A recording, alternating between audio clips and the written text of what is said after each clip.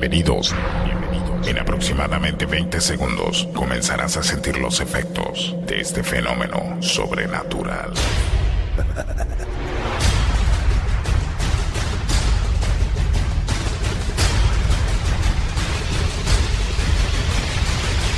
Mundo.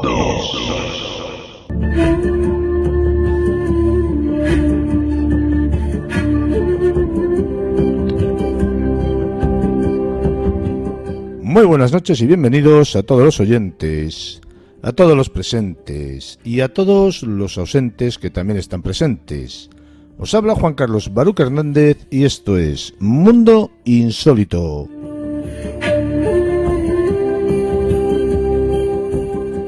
Un día más, una noche más, solo ante el peligro. Hoy completamos el programa con dos invitados que, pienso yo, nos completarán una noche intensa en el descubrimiento y el conocimiento. Hablaremos con José Antonio Bielsa de cómo sobrevivir al nuevo orden mundial y con José Luis Benlloch de los chakras, esos centros energéticos de los seres humanos. Retornamos en unos instantes.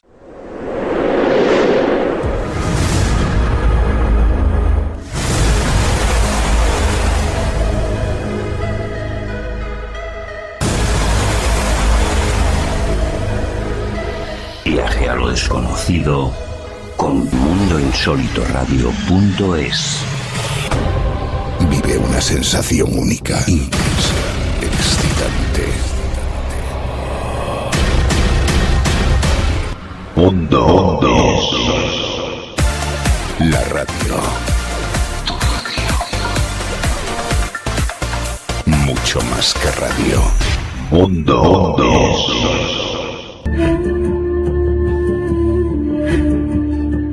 José Antonio, buenas noches, bienvenido, ¿cómo estamos? Buenas noches, Juan. Bueno, antes que nada, date la bienvenida por primera vez a este pequeño nimio programa, José Antonio Bielsa.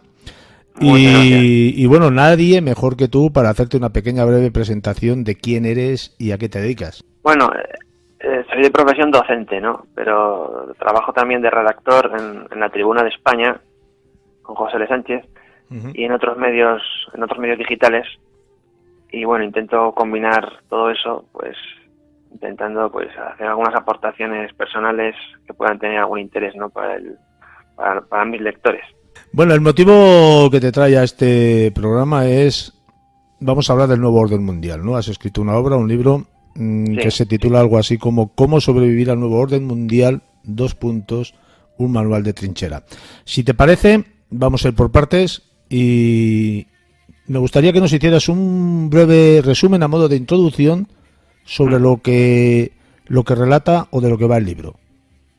Bueno, yo en calidad de filósofo, por así decir, porque bueno, me dedico prácticamente a este tema, ¿no? A través de la docencia. Y también a base de recopilar unos trabajos relativos al ámbito de la historia de la cultura, pues preparé una serie de artículos sobre el tema del nuevo orden mundial, ¿no? De carácter bastante genérico y amplio. A raíz de esos artículos que poco a poco fui sacando en La Tribuna de España, José L. Sánchez, el director, me propuso hacer una compilación de los mismos con el propósito de hacer un libro que tendría la particularidad de ser el primer libro de un nuevo sello editorial, el nuevo sello editorial La Tribuna Ediciones, ¿no? Que acaba de nacer ahora en el pasado mes de abril. Es un sello disidente, pues con una línea editorial bastante contraria pues a estas directrices del sistema y pretende pues abordar una serie de cuestiones problemáticas de nuestro presente a partir también de un cierto tipo de público que se encasillaría, ¿no? Pues en lo que podemos denominar la disidencia en el periodismo, sea controlada o sea real, ¿no? En ese sentido el libro pretende ser más que nada una especie de calidoscopio donde la problemática relativa a ese nuevo orden mundial asignado como tal por las élites se pretende estudiar y analizar en una perspectiva múltiple, ¿no? No solo sería, desde luego, una lectura política, sino también filosófica, sociológica, económica, antropológica, etcétera. Y el propósito del libro pues es ese, ¿no? Intentar ahondar de forma simple y muy clarificadora en las las problemáticas internas del nuevo orden mundial. Estamos hablando de un nuevo orden mundial tipo, por ejemplo, los consabidos Illuminati, que llevan toda la asistencia que nosotros tenemos conciencia de ella, hablando mal por detrás. Sin lugar a dudas, la oligarquía Illuminati estaría en la zona pinacular de la jerarquía, dirigiendo y controlando todas las demás partes, porque no se les escapa absolutamente nada, ¿no? Y eso pues es bastante difícil de trasladar a un libro de forma clara, sin incurrir pues en cierta desinformación amarillista o sensacionalista que puede, digamos, aniquilar verdaderamente la esencia divulgativa del libro, ¿no? Porque tampoco estamos aquí hablando de teoría de conspiración, damos por hecho que el nuevo orden mundial es una realidad, y hoy en día, en el año 2019, más que nunca, aquellas cosas de la teoría de conspiración ya quedaron totalmente viejas, ¿no? Desde el pasado 11S, con aquel atentado a falsa bandera, pues ya vemos que el curso se ha acelerado, y estos nuevos ciclos históricos que estamos viendo pues están anticipando un periodo francamente traumático para la especie humana, cuyos resultados pues están en un momento muy determinante ante lo que va a suponer el año 2021. Pero bueno, eso ya es otro tema que se puede tratar más adelante. Estamos hablando de estos poderes fácticos que están por encima de los gobiernos de los países, poder como el dinero, ¿no? De estas economías adyacentes a los gobiernos que por ejemplo se quedan con el 40 y tantos, 50 y tantos % de la deuda externa, y entonces los gobiernos no les quedan más que hacer lo que ellos quieren. ¿Estamos hablando de una cosa parecida? Desde luego, se trata simplemente de acelerar el proceso de dejación de las soberanías nacionales en todas sus frentes, para llegar directamente ya pues a ceder, ¿no?, esas soberanías a un gobierno mundial. En este propósito de ampliar la bola de la deuda es sintomático el caso de España, ¿no? Bueno, Europa también se ha convertido en un suelo colonial a manos del Imperio Yanqui o de China, ¿no? Y entre tanto pues tenemos el contubernio de la Unión Europea con unos caracteres bastante disolventes, ¿no? Y esto pues nos va a llevar a una situación problemática de la que el público, por así decir, el grueso del público de este programa, ¿no?, por supuesto, porque son gente muy avisada, pero me refiero a esa mayoría silenciosa, ¿no?, que sigue todavía con los ojos vendados, que parece no despertar ante esta terrible abominación en curso, ¿no?, de carácter bastante luciferino, además. Antes de seguir ahondando, porque cada vez que vas hablando me van surgiendo un montón de preguntas, me gustaría hacer mención a...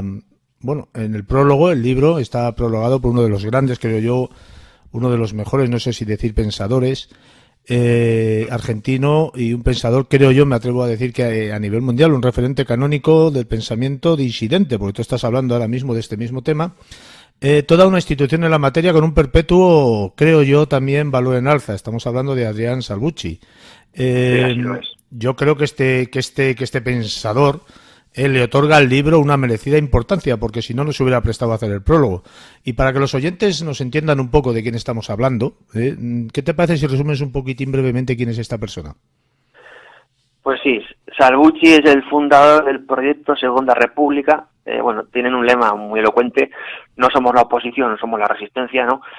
Y digamos que, por así decir, él solo canaliza todo el pensamiento disidente argentino a través de un programa pues identitario, totalmente contrario a ese sistema anglosajón de signo protestante que está, digamos, larvándolo todo hacia ese nuevo orden mundial, y que intenta devolver a la Argentina pues sus verdaderas raíces históricas. En ese sentido, pues Salvucci es más que un referente, pues es un como decimos, un valor en alza, porque está todavía plantando una verdadera escuela de seguidores en su causa, ¿no? Y al saber que Salvucci, al afrontar la escritura del prólogo y darle al libro el visto bueno, pues fue para mí también una garantía de que el libro cumplía con unos mínimos de calidad, y de que resultaría también simpático al público de Sudamérica, ¿no? Porque el auditorio que tiene Salvucci es muy amplio. Y desde luego como digo, es una garantía y un salvoconducto para que el libro se abra paso pues en un mercado más internacional. Estamos hablando de disidencia, pero de esa disidencia que es salirse de este sistema que nos están imponiendo y que nos están obligando a compartir, ¿verdad? Sí, bueno, estaríamos ya en el ámbito de la disidencia real, no de esa disidencia controlada que solo es una concesión al sistema, o sea, esos críticos al sistema que, bueno, les dicen, bueno, estáis fuera de los límites de la corrección política, habéis cruzado esas líneas rojas de la voz del sistema, que es el discurso del nuevo orden mundial, pero os vamos a dejar, pues, un cierto margen de disidencia, ¿no? Aquí estamos ya en una disidencia real, que es un arco sumamente abierto, desde luego, donde pues todo fluctuaría entre esa disidencia controlada de la zona oscura, que ya es, eufemísticamente hablando, ya sabrán ustedes lo que es la zona oscura, ¿no? Y claro, lo que hace este autor y estos autores pues es dar un compromiso más allá de datos en abstracto, ¿no? Suministran nombres, fuentes, critican entes concretos, o sea, se trata de hacer algo mucho más metapolítico y que desde luego tenga pues unas repercusiones vivas en el tejido social. ¿Cómo nos manejan la ignorancia humana desde el poder? ¿A través de los medios de comunicación, por ejemplo? Desde luego, sin duda es su gran factoría. El proceso de aborregamiento progresivo pues parte también de esos hábitos de putrefacción social que se basan en la destrucción de la mente, ¿no? Un proceso de lavado de cerebro, de ingeniería social, eslabonado a lo largo de lustros y décadas, donde pues se intenta primero pervertir el gusto, ¿no? Luego destruir cualquier rasgo de moral para finalmente llegar a ese sistema moral nihilista que impera pues desde las pantallas de televisión, todo cualquier producto que venga de Hollywood, podemos estar seguros de que participa también de ese registro, ¿no? Basado pues en implementar el marxismo cultural, o sea, todas esas políticas encaminadas pues a destruir, digamos, lo que es simplemente, y ya no digo la moral o el gusto estético, sino simplemente cualquier rasgo de posibilidad de que el ser se abra camino, ¿no? De que una persona como tal no quede cosificada a ese sistema destructor. Nosotros nos dividimos en continentes, en estados, en países, en regiones, y siempre nos hacen mantenernos nuestras diferencias. En España tenemos unos grandes ejemplos de esto a nivel local, ¿no? ¿Son ellos solo uno? ¿Son todos ellos un solo uno? ¿Son ellos un gobierno mundial universal que lo controlan todos desde los mismos hilos? Es decir, como un títere maneja a los titiriteros, más o menos. Sí, sin lugar a dudas. Estamos hablando, obviamente, supongo que nos referimos a lo que sería, digamos, el punto pinacular de la oligarquía iluminista, ¿no? Uh-huh. Lo que se podría denominar el Consejo de los 13, que sin lugar a dudas es una de las partes de la cumbre, pero no supone en sí la cima, y que evidentemente es un grupo de familias que controlan todo el sistema financiero mundial, ¿no? Y a todos los gobiernos del mundo, con unos objetivos muy claros, ¿no? Con una manifiesta sumisión a su verdadero Dios. Es evidente que ese es el Dios dinero, pero también evidentemente es Lucifer, ¿no? Dicho de forma un poco cruda. Y claro, esto a muchísima gente le va a chocar, porque dirán, bueno, todavía estas teorías de conspiración tan huecas, tan caducas, que ya han sido prácticamente aceptadas por el propio sistema. No, pues algo de esto hay, pero también podemos decir que debajo de este consejo, ¿verdad?, tendríamos lo que se podría denominar el contubernio de los 33, el consejo de los 33. Allí estarían pues integrados los grupúsculos de poder relativos pues a los logos globalistas más prominentes, ¿no? Y tenemos la Mesa Redonda de Industriales, el Club Bilderberg, la Comisión Trilateral, y etcétera, etcétera. Bueno, es un encadenado, ¿no? Un encadenado de ramificaciones uh-huh. que al final conducen a una sumisión absoluta a la gran maquinaria esta del nuevo orden mundial. La pregunta es, primero, el nuevo orden mundial, que no es nuevo, porque hemos dicho que existe desde los tiempos, ¿no? Sí.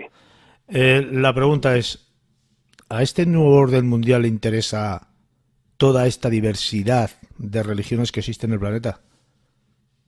Sí, le interesa y mucho, como previo paso a lo que va a ser, evidentemente, la macroiglesia universal, ¿no? La macroiglesia del nuevo orden mundial, que no es más que una amalgama de sincretismos conducentes pues a crear un único culto, que es la religión del Nom. Es así, es un hecho. Sin embargo, hay ciertas jerarquías, y el objetivo a batir en estos momentos no, y desde siempre, más o menos, al menos desde el siglo XVII-XVIII, cuando el iluminismo empieza a calar fondo y se empieza a infiltrar a través de la masonería, ¿no? Pues es obviamente el cristianismo, ¿no? Y cómo hacer eso si no, pues infiltrando, pues incluso la propia Iglesia, ¿no? Desde dentro, ¿no? Pero Tenemos lo que ha ocurrido en el Vaticano II, en fin, son cosas muy complicadas. Sí. Tú, fíjate que nos llevan a una sola religión. Sí. Pero yo considero que nos siguen. Esto es como cuando hemos hablado hace un momento de los poderes territoriales, ¿no? Que nos enfrentan entre nosotros. Con la religión también nos seguirían enfrentando. Y mientras vamos pensando en esta preponderancia humana, orgullo, quizás ego de quién tiene más razón que quién, nos seguimos pegando y no pensamos por nosotros mismos en lo que nos están manipulando y haciendo, ¿no?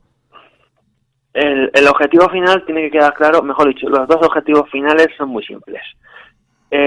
Por ir al grano, se trata ante todo de hacer un plan de reducción de población masivo, esto tiene que quedar clarísimo, para rebajar la población mundial a unos 500 millones de habitantes, está claro. Ya en la conferencia de Bucarest, en el año 74, se dieron las pautas de este nuevo programa. Y otro aspecto bastante problemático sería, la segunda fase sería ya una vez se ha conseguido hacer eso, se ha conseguido reducir la población de forma salutífera para que la ecúmene pueda respirar bien, ¿no? El planeta Tierra, pues ya dividir la sociedad en dos grandes grupos, ¿no? Esa élite y esa masa ciega que se dedicaría a trabajar para la élite. Esto ya lo planteó el cineasta alemán Fritz Lang en aquella película visionaria, ¿no? Metrópolis, con un guión de Thea von Harbu, donde pues se hablaba, ¿no? En clave distópica de lo que podría ser un escenario típico del nuevo orden mundial. Fíjate que nos acusan, porque lo ves en los medios de comunicación constantemente, del aumento de la temperatura terrestre, de la contaminación ambiental, de las basuras que van al mar, salen plásticos, y nos acusan a los hombrecitos de a pie, a las personitas de andar por casa, de que todo esto es culpa nuestra. Incluso yo llegué a leer una vez que valga la expresión, que los pedos de las vacas contaminaban más que una fábrica. Todo este sentimiento de hacernos sentir culpables de que todos los males del planeta son culpa de los hombrecitos, de las personitas de a pie, ¿es una doctrina de aborregamiento, como tú has mencionado antes? Forma parte de esta élite. En esta élite estamos hablando de psicópatas, gente extremadamente peligrosa, sin ninguna empatía, ningún fondo de moral mínimo, ¿no? Y claro, y como dijo ya Mikhail Gorbachev, ¿no? El famoso comunista y uno de los verdaderos cerebros del nuevo orden mundial, citó: necesitamos un nuevo paradigma de desarrollo donde el ambiente será la prioridad. El mundo civilizado, tal como lo conocemos, terminará pronto. Tenemos muy poco tiempo y debemos actuar. Tenemos que cambiar nuestro pensamiento, la manera en que la humanidad vea el mundo. Y ahora, obviamente, y esto aquí cierro cita, ese nuevo paradigma es el ambiente, ¿no? El medio ambiente. Y esto, insisto, se ha politizado hasta tales extremos que se ha salido ya de vuelta de tuerca y se ha convertido pues ya en un credo de fe laicista, el ambiente, el medio ambiente, ¿no? El culto al medio ambiente. Estamos sobresaturados de mensajes equívocos. Hemos visto hace unos años, ¿no? El documental de Al Gore, Una verdad incómoda, lleno de falsificaciones, de datos erróneos, totalmente tendencioso. Y esto pues ha llevado a la gente pues a muchísima gente a despertar, ¿no? Vemos que no se creen ya casi nada de este discurso hueco y de que obviamente en una escala de vida humana no se puede modificar el clima de un planeta así como así. Es algo que requiere de procesos mucho más largos. Sobre todo procesos en el tiempo, ya no de influencia, que también. Pero no puedes deshelar los polos, por ejemplo, de la noche a la mañana, ¿no? Que es lo que estamos hablando. Así es. ¿Qué te parecen los famosos aparatitos que sobrevuelan los cielos de todo el mundo y que parece que dejan estelas de agua, como he oído en algún telediario que otro? ¿También nos están contaminando, nos están haciendo esclavos? Pues yo pienso, es una forma de pensar, no me baso en nada, que todo esto puede venir de las farmacéuticas, por ejemplo, que nos echan polvitos, nos enferman y nos hacen esclavos de las medicinas, que no deja de ser una parte del poder. Pues precisamente ayer estuve hablando con un experto en este tema, Patricio Carrasco, que ha estudiado muy a fondo el tema, y claro, me hablaba de esto, ¿no? Estamos hablando de los chemtrails, ¿no? Y sus diferencias con respecto a los contrails, y de cómo se trata de pues esta geoingeniería, ¿verdad?, del mal, como encaminada pues realmente a unos procesos eugenesia masivos, ¿no? Es un tema, si fuera realmente experto y tuviera autoridad, hablaría con esto, pero no hace falta ser ningún experto, basta que abramos los ojos, miremos al cielo y vemos cómo hay anomalías todos los días en los cielos que son bastante extrañas, no son propios de lo que es el cielo de España, ¿no? Es así. El cielo español ha dejado de ser ese azul que era hace 40 años. Ahora es un azul, ahora es un azul más claro, más blanquecino. Eso significa que hay una especie de neblina que nos cubre y nos separa entre nosotros y lo que es el verdadero cielo. Bueno, vamos a volver, si te parece, al libro, que nos hemos salido un poquito de él. ¿Qué incorporas tú en este libro? Porque libros sobre el nuevo orden mundial hay muchos. Tú pones en internet nuevo orden mundial y te aparecen 400.000. ¿Qué incorporas tú en este libro que lo haga no solo atractivo y llamativo con respecto a las otras obras que te estoy diciendo? Novedades originales. Uh-huh. Por ejemplo, que incorporo y que son de mi propia mano.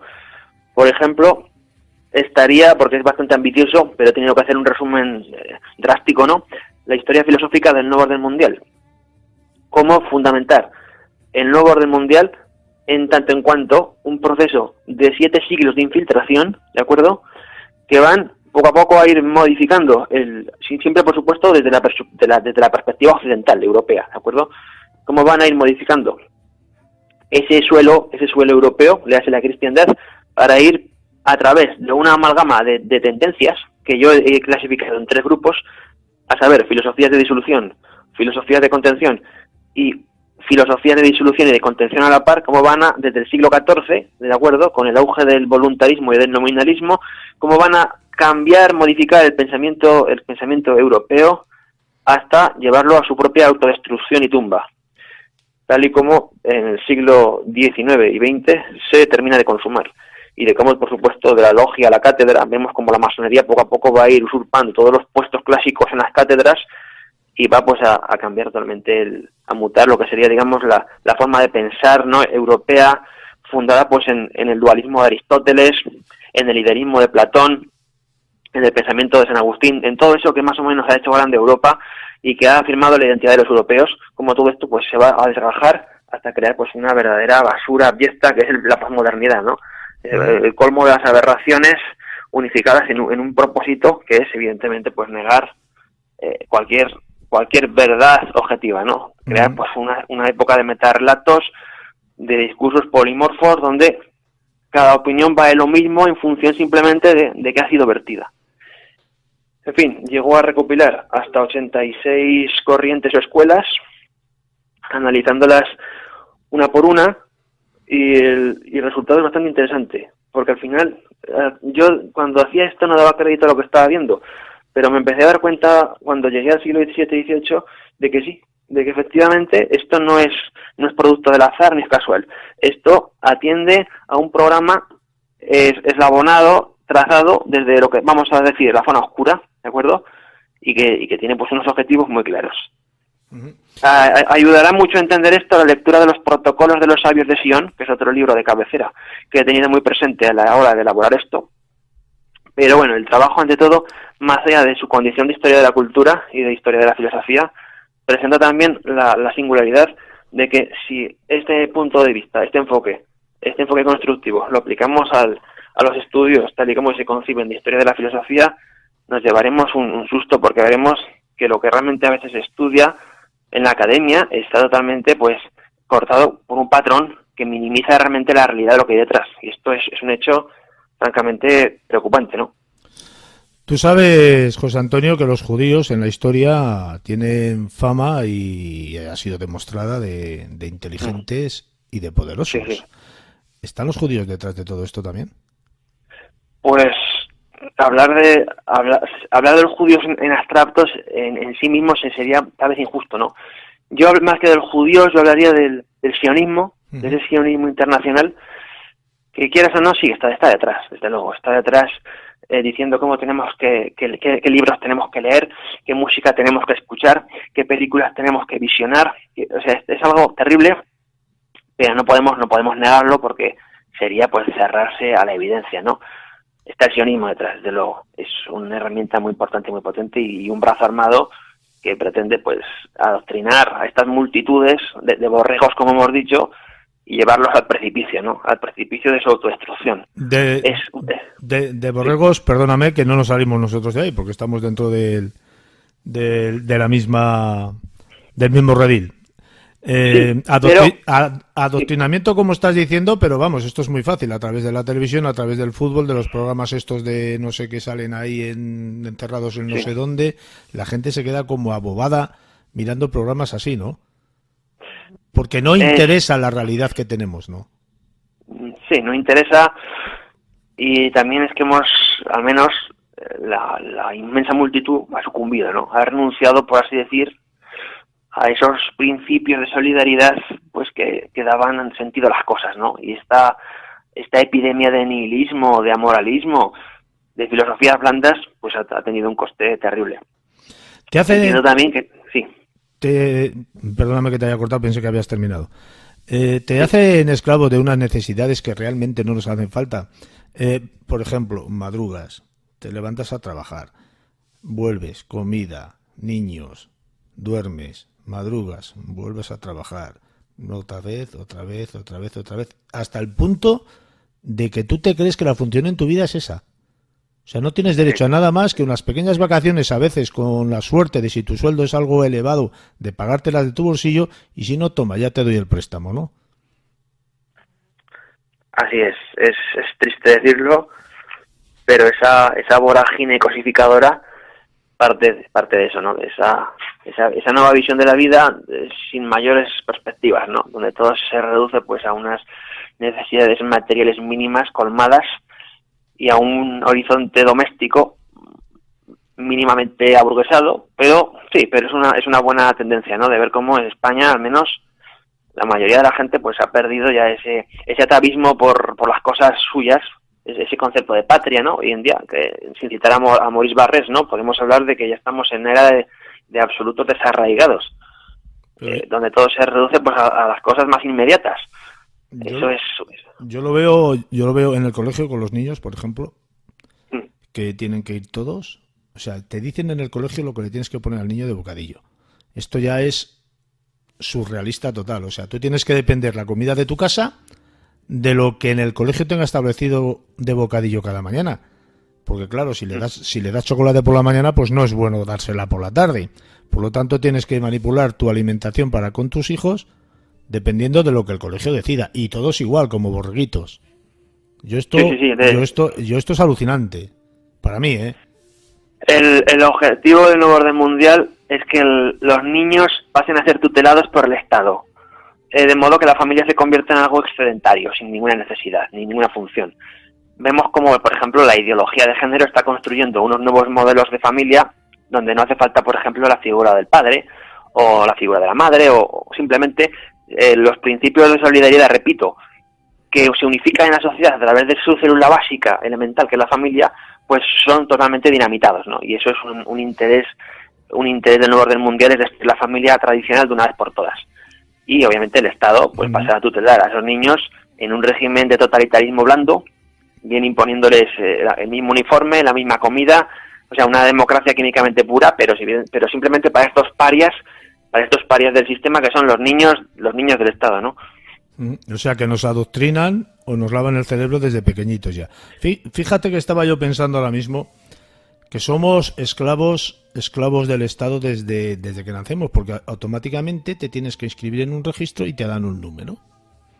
Luego tienes que ponerte las vacunas que te marcan obligatoriamente por ley, aunque puedes todavía hoy en día puedes renunciar a ellas, pero las tienes que vacunar. Les ponen unas inyecciones a los niños tremendas. Yo me acuerdo que tengo 2 quemaduras en el cuerpo de cuando era niño y el pedazo de vacuna que me pusieron. Luego automáticamente te bautizan. Evidentemente todavía puedes negarte a ser bautizado, no tú, sino tus progenitores pueden negarse a que tú seas bautizado, porque tú no tienes derecho a elegir. ¿Por qué no te bautizan cuando tienes consciencia? ¿Vale? Luego te hacen tener un DNI. O sea, somos números constantemente, nos llegarán a implantar chips si no los tenemos ya, porque vete a saber lo que han hecho con nosotros. Números implantados dentro del cuerpo con el objetivo de que desde cualquier lugar, desde cualquier satélite nos puedan controlar, saber dónde estamos, lo que hacemos y para qué estamos ahí. Nos podrían manipular psicológicamente hablando la mente para hacer determinadas cosas? Estoy hablando, por ejemplo, de asesinos inducidos a través del sistema, por ejemplo. Sí. Son cuestiones que abordamos en el libro. Todo esto está muy... Hablando de los DNIs, es evidente que los que somos más mayores hemos conocido el DNI plastificado, luego hemos conocido el DNI-E, implantado en el 2006, ahora estamos con el DNI 3.0, bueno, la Agenda 2030 ya está hablando de forma soterrada, desde luego no de forma explícita, pero sí que lo deja claro, entre líneas, que el biochip es una realidad, y bueno, muchísima gente ya lo había implantado. El biochip para el año 2030, 2040 será lo más habitual llevarlo ya. La pregunta filosófica pertinente es, ¿se dejarían ustedes marcar el biochip? Sabiendo que dicho biochip, es decir, un código biométrico de identidad universal, sabiendo que dicho biochip lleva encriptada una marca muy peculiar, que precisamente son 3 6, ¿no? No sé si les suena. Bueno, esa es la cuestión, ¿no? Esa marca de la bestia citada en Apocalipsis 3, 13, 16, 18. Bueno, en cuanto al otro tema, al tema de la programación mental, excelente, conviene también plantearse que hay una serie de teorías de conspiración, que ya no son teorías de conspiración, son hechos de conspiración, que abogan por este tipo de medidas dramáticas. En el libro hemos tratado algunas de ellas, y cuando hablamos de por ejemplo, programar una persona por vía telemática para que mate, no, esto está ya estudiado perfectamente. Se trata de una de las fases más interesantes de lo que va a ser la operación Bluebeam, ¿verdad? Muy conocida. Es la fase 3 concretamente, ¿no? El control telepático de las conciencias, vía ondas LF, VLF y LF, ¿no? Esto está muy estudiado. Incluso hay una película muy interesante del año 1975, dirigida por Larry Cohen, titulada Demon, no sé si la conocerás. Sí. Pues ahí habla de lo mismo, ¿no? Una serie de sujetos programados por una voz que, bajo las órdenes de Dios me lo ordenó, proceden a cometer todo tipo de asesinatos. Esto, a la altura de hoy, tal y como están las tecnologías, y teniendo presente que a la vuelta de la esquina estamos ya con el 5G, ¿verdad? Pues se perfila como algo bastante factible. Fíjate, aunque sea indeseable. Fíjate que el otro día, hablando de películas, he visto una película por segunda vez que la había visto, que me sorprendió mucho, ¿no? Porque la película como sí, pues bueno, es animada, tal, entretenida, tiene trama, pero el trasfondo que tenía la película es lo importante, ¿no? Estaban hablando del tiempo. El tiempo era importante, trabajaban por el tiempo, y si no pagaban con tiempo y el tiempo se le acababa, automáticamente se morían. Eran esclavos del tiempo. Nosotros somos esclavos del tiempo porque nuestra vida tiene un tiempo limitado, no nos queda otra. Pero otra cosa es trabajar por tener tiempo de vida. No sé si me explico. Es que no me acuerdo cómo se llama la película. Pero vamos, llevaban un reloj o algo implantado en la muñeca y según trabajaban lo que les pagaban eran con tiempo. Y cuando te ibas a comprar pagabas con tiempo. ¿Sabes? Esto es una película que he visto hace nada y que me hace mucho que pensar que si nos están llevando a una cosa parecida a través de los biochips, esto que tú has dicho antes. Sí. Es un hecho y es una muy seria amenaza a la libertad. Haya cada cual su conciencia. Yo entiendo que muchísima gente aceptará el biochip como si nada. Les parecerá incluso una ventaja. Y estamos viendo como sí. Y hoy en día ya la tendencia a pagar con tarjeta de crédito pues es sintomático de esto, ¿no? Es un anticipo. Yo obviamente prefiero, cuando voy a algún lugar o hacer o pagar algo, lo prefiero hacer en efectivo por varias razones, ¿no? Porque el dinero en efectivo pues ya sabemos que tiene mucho menos control, y a fin de cuentas cada vez que pasas el chip por el tarjetero pues estás dejando pues tu huella al sistema, pues tus huellas, tus preferencias, lo que compras, lo que dejas de hacer, y en fin, te sometes ya a esa hipervigilancia perpetua que es devastadora, ¿no? Lo que pasa que es muy cómodo y yo, por desgracia, pues lo utilizo mucho porque vivo en un lugar donde no hay posibilidad alguna de poder hacerlo manualmente. ¿Cuál es la misión que tienes tú o que pretendes tú con este libro? A ver, el libro, no te voy a engañar, voy a ser totalmente sincero, no ha sido producto de mi necesidad interior. Yo creo que publicar a veces es impúdico, máximo en estos tiempos donde el narcisismo y el culto al ego alcanzan cotas insoportables. Y a veces, pues bueno, basta publicar un libro que sea, digamos, ya tu propia ruina, ¿no? No, el libro me fue propuesto, me fue planteado, yo acepté de buena gana porque creía que era estaba destinado a una causa interesante, que era pues intentar ayudar a despertar conciencias, ¿no? Y solo por eso, por lo encomiable del propósito de este proyecto de la Tribuna Ediciones, pues accedí. Si hubiera escrito un libro, pues seguramente le hubiera dado otro formato diferente. Quizá habría hecho un ensayo, pero la cuestión es, una vez has hecho el ensayo, sería lícito por mi parte darlo a las prensas para publicarlo, sin más. Un libro de 500 páginas que seguramente no iba a leer nadie. Por eso aquí la idea era pues hacer algo modesto, que tuviera unas dimensiones razonables, en este caso 150 páginas, y que realmente la gente lo fuera a leer, ¿no? Y ese es el objetivo del propósito del libro. Hacer algo, democratizar así el nuevo orden mundial a un público muy amplio. Y esto es el objetivo del libro. Y quizás abrir un poquitín la mente a aquellos que lo quieran leer, ¿no? Y luego, ¿sí? Yo insisto también que, como decía don José Ortega Gasset, estamos en una era muy peligrosa donde la amenaza de la especialización lo invade todo. Y hoy en día, si no eres un especialista en alfa, en beta, en gamma o en delta, estás perdido, no tienes casi crédito. Hoy en día ser especialista sobre el nuevo orden mundial es también un contrasentido, porque el nuevo orden mundial es algo tan transversal que no puede tener especialistas. Necesitas pues muchas disciplinas y unos conocimientos ingentes que están fuera del alcance de una cabeza humana. En ese sentido, yo simplemente me he limitado a hacer pues un pequeño trabajo de poda, muy modesto y sin desde luego sin ínfulas autorales por ningún lado. El libro he intentado que sea claro, eso sí, pero de ahí a pretender pues devenir un gurú contra el nuevo orden mundial, pues ni mucho menos, ¿no? Ha sido una obra, por así decir, anónima, en el sentido en que mi supuesta ambición personal ha sido totalmente eclipsada por el propósito de la obra, que es mucho más amplio, ¿no?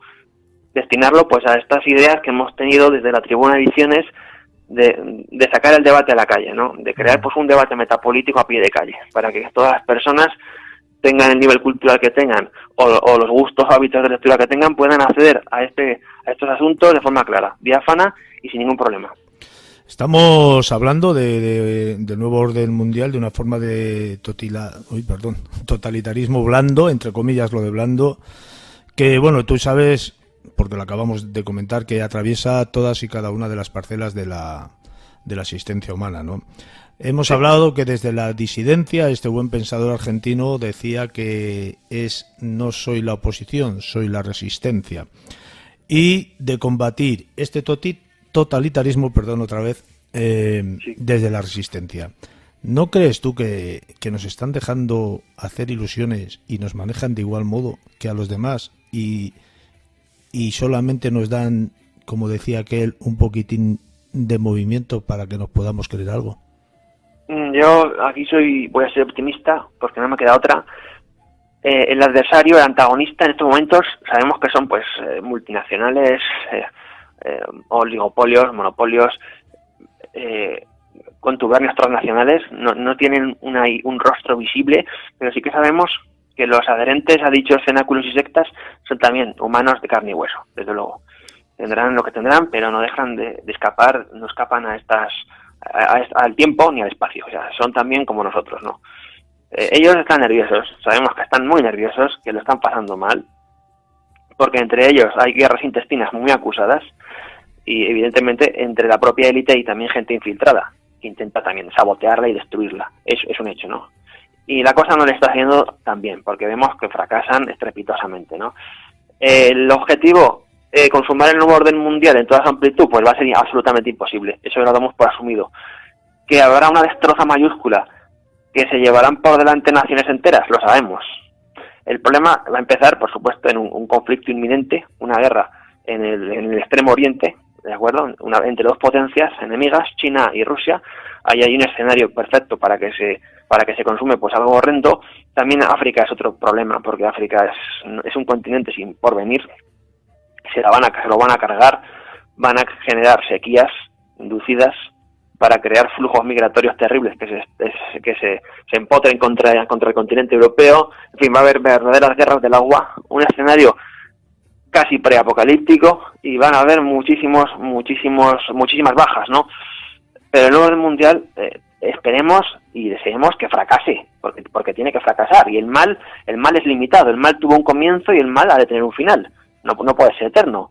¿Se saldrán con la suya? Pues hasta cierto punto, de eso estamos seguros, pero nosotros llevamos la ventaja, somos los más, sin lugar a dudas, y tenemos por lo general la gente de a pie, pues el sentido común de las cosas correctas y bien entendidas, ¿no? Y solo por eso yo creo que tenemos una cierta ventaja, aunque no tengamos los recursos materiales suficientes como para hacerles frente ahora.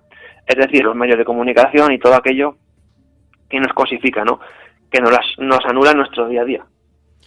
Sí, pero si se quedan sin personas, se quedan sin poder. Bueno, entrarán ya a trabajar los robots y las máquinas. De hecho, bueno, sabemos que esto es inminente, ¿no? Hoy en día hay una masa de la población que simplemente ya la consideran material de desecho, ¿no? Sujetos inservibles, consumidores inservibles, que no ayudan a que el nuevo orden mundial avance, ¿no? Y ese es otro problema. Lo vemos en la banca, los seres, la cantidad de empleados que sobran, como la tecnología está multando totalmente este modelo de cobertura, y dentro de poco pues la mano de obra humana o es mano de obra esclava, como ocurre por ejemplo en África o en China, o es una mano de obra que no cumple más que con una función simbólica, ¿no? Porque la máquina está ahí para desplazarla. ¿Cómo puede un ciudadano de a pie despertar ante este...? Porque claro, cualquiera que nos esté oyendo dice, vaya dos paranoicos, conspiranoicos, vaya dos mentes perturbadas que nos están comiendo la cabeza de una manera subliminal. ¿Cómo puede despertar una persona? ¿Cómo se puede dar cuenta una persona de a pie que esté viendo la televisión todos los días? Se va a tomar el café, juega la partida en el bar, lo que haga habitualmente, trabaja, hijos, casa y demás. ¿Cómo puede despertar? ¿Qué le puede hacer despertarse? Un golpe de estos de efecto que hay a veces que te pasa en la vida, que dices, se me hizo la luz, y te das cuenta de que todo lo que estás viviendo es una pura y falsa mentira. Pues bueno, me gustaría traer a colación una frase del gran escritor Gilbert Keith Chesterton, en la que decía, una sociedad está en decadencia cuando el sentido común se vuelve poco común. Dicho esto, estamos viendo que todo lo que vemos, sobre todo a través de los medios de comunicación, carece de cualquier sentido común. Hay un gusto enfermizo porque todo se haga del revés, ¿no? Esos principios fundamentales emanados de la ley natural han sido totalmente dinamitados, y hoy en día, a través de estos nuevos paradigmas de comprensión humana, sean jurídicos, antropológicos, económicos, lingüísticos o filosóficos, todo converge en girar, en darle la vuelta. Lo que antaño estaba bien, hoy es lo correcto, ¿no? Una transvaloración, por así decir, de valores donde se ha perdido la medida y el norte. Y claro, también me gustaría citar a otro poeta, ¿no? A T.S. Eliot, que recordaba no recuerdo si era en La Tierra Baldía, no sé dónde, no. Decía, ¿dónde estará la sabiduría que perdimos con el conocimiento? ¿Dónde el conocimiento que perdimos con la información? De eso se trata, ¿no? Una vez nos han restituido, mejor dicho, nos han aniquilado ese fondo de sabiduría tradicional, nos quedaba el conocimiento, pero es que el conocimiento también lo han absorbido, se lo han comido. Nos resta, por así decirlo, la información, pero el problema es que esa información es desinformación. ¿Entendemos? O sea, no es una información fiable. Ocurre pues en todos los ámbitos de la vida. La televisión, ¿para qué vas a encender la televisión si sabes que desde la caja tonta te van a asaltar con una sarta de mentiras? Y es que no, es totalmente, el ejercicio es estéril. Lo mismo en todos los ámbitos de la vida, vemos cómo pues cada vez está todo peor, ¿no? Lo sentimos, se palpa en el ambiente. Hay una deriva hacia la autoaniquilación casi del sujeto, ¿no? No sé, unos mínimos donde esa persona cada vez se va consumiendo en sí misma, ¿no? Se va cerrando en sí misma. Incluso esta entelequia del Internet, ¿no? Donde todo se reduce pues a las relaciones virtuales. Así en comunicación, ¿verdad? Que Michelangelo Antonioni en aquellas películas tan encantadoras de los años 60 pues intentaba dibujar con mano maestra, ¿no? Cómo el ser humano ya ha perdido absolutamente cualquier rasgo que lo humanice y lo está asumiendo pues en una escombrera de oprobio. Esto es un tema muy difícil. En el libro suministramos un micromanual de urgencia con una serie de prescripciones para combatir el nuevo orden mundial desde los aspectos de la vida diaria, ¿no? Una serie de consejos que pueden ser de utilidad para las personas, pero consejos bastante básicos, ¿no? Como puede ser reducir la ingesta de flúor, ¿no? Que está omnipresente en todas partes. Sí, oye, que por cierto, perdóname que te corte, ya han admitido que es veneno, por fin. Ya era hora. Porque nosotros lo sabemos desde hace... Yo hace que no me lavo los dientes con flúor, bueno, creo que desde que tenía 15 años. O sea, que fíjate. Sí, y estupidizante, es terrible. Es que es veneno, Bueno, pues, y te estás metiendo veneno en la boca. Es impresionante. Sí, bueno, lo que suministramos pues una serie de pequeños consejos que son, primero, la premisa básica es que fueran asequibles, que se pudieran llevar. Y el desencadenante era el siguiente: ¿cómo modificar lo macro a partir de la alteración de lo micro? Y la pregunta que me dice es, ¿cómo conseguimos esto? Imaginemos que 7 o 8 millones de españoles de la noche a la mañana deciden aplicarse a esta agenda en su día a día. ¿Qué ocurriría? En fin, yo pienso que si las personas en un rasgo de lucidez decidieran apagar sus televisores, ¿no? Quitar el wifi, ya sé que esto es imposible, no va a ocurrir nunca. En fin, darle la espalda a toda esta basura. Y bueno, sería impresionante, ¿no? Pero sabemos que no va a pasar. Lo mismo ocurre con el tema de los desinformadores, que están en todas partes. Yo por eso, cuando nos tildan de conspiranoicos y de cosas así, les digo, bueno, no leas tanto la Wikipedia, porque si realmente tu fuente de conocimiento es la Wikipedia, estás perdido. O sea, es algo bastante obvio. Por lo menos quien lee la Wikipedia lee algo. Hay mucha gente que no lee ni los buenos días. La pregunta casi es obligada con todo lo que has comentado. Esta gente o estos poderes fácticos tienen tanto poder, tanta fuerza. ¿Cómo permiten entonces que tú hayas publicado un libro donde das unas directrices para poder ir en contra de ellos? Simplemente porque hoy en día los libros son algo tan minoritario, tan exclusivista y de tan escasísima repercusión y alcance que no les haces ni cosquillas. Ese es el problema. Si esto fuera, no sé, si esto en vez de ser un modesto libro fuera pues una parrilla televisiva, una serie de canales con mucho peso en YouTube o algo así, pues seguramente sí, seríamos víctimas de la censura. Pero los libros tenemos un problema, y es que hoy en día casi nadie lee nada, y menos en papel impreso. O sea, es algo ya que se está extinguiendo. Yo que soy muy bibliófilo y me gustan los libros antiguos, pues veo lo que te digo, ¿no? Cuando tengo en mis manos un libro del siglo XVIII, del siglo XIX, ¿verdad?, que ha pasado por tantos propietarios, y veo, ¿verdad?, como la historia, como el curso del tiempo se ha ido pues apelmazando en esas páginas, pues siento que hay una comunicación interna entre yo y la historia, entre un servidor y la historia. Pero ¿qué pasa hoy en día? Pues que todo está dirigido por el mundo virtual, por la red. De hecho, pues bueno, sacar un libro, sea del contenido que sea, y bueno, pues es significativo casi, ¿no? Porque no va a tener apenas lectores y no es suficiente para conformar siquiera una masa mínima crítica. Y esto es lo que permite pues que todavía se puedan publicar algunos libros de contenido subversivo que permitan pues despertar, pues aunque sean unos pocos, o a 10 o 20, sería suficiente. Lo malo, José Antonio, que los libros de historias, aunque estén escritos y basados en una realidad, en una verdad, están escritos por la mano y el puño de un ser humano que piensa y resume o amplía en ese libro sus ideas al respecto. Ya para terminar, ¿dónde se puede adquirir esta obra tuya? A ver, el libro se distribuye por la plataforma digital Amazon, y es curioso, pero sí, es una concesión al nuevo orden mundial, porque hoy en día el tema de la distribución de los libros está muy cruda y hay que recurrir pues a Amazon. También se puede conseguir a través de la Tribuna Ediciones, o sea, de la tienda online de la Tribuna de España, y está también por alguna librería disperso, pero no es un libro que vaya a tener una distribución normalizada por las grandes librerías, en absoluto, porque no sería tampoco rentable, ni el libro va a tener un público suficiente que permita pues que, por ejemplo, el Corte Inglés se haga cargo de la difusión de este libro, que como digo es un libro minoritario y que va a un público muy muy distinguido, ¿no?, muy concreto. La Tribuna Digital, estamos hablando de la Tribuna de Hispana, porque no nos dejan poner la ñ todavía. La Tribuna de Hispana.com, que ahí también se puede adquirir el libro. José Antonio Bielsa, ha sido un enorme placer conversar contigo sobre todas estas peculiaridades de la vida humana, sobre todo este mundo que nos rodea y sobre todo aquel mundo que no vemos pero que también nos maneja. Un fuerte abrazo y muchísimas gracias por todo.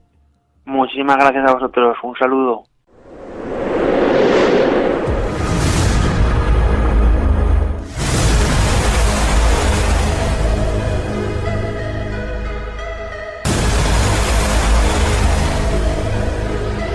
Viaje a lo desconocido con mundoinsólitoradio.es.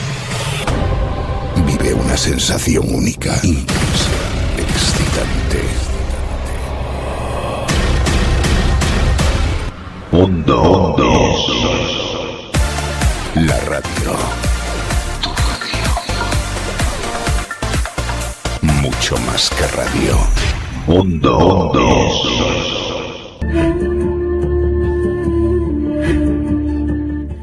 Don José Luis Benlloch, buenas noches y bienvenido a Mundo Insólito. ¿Cómo estamos?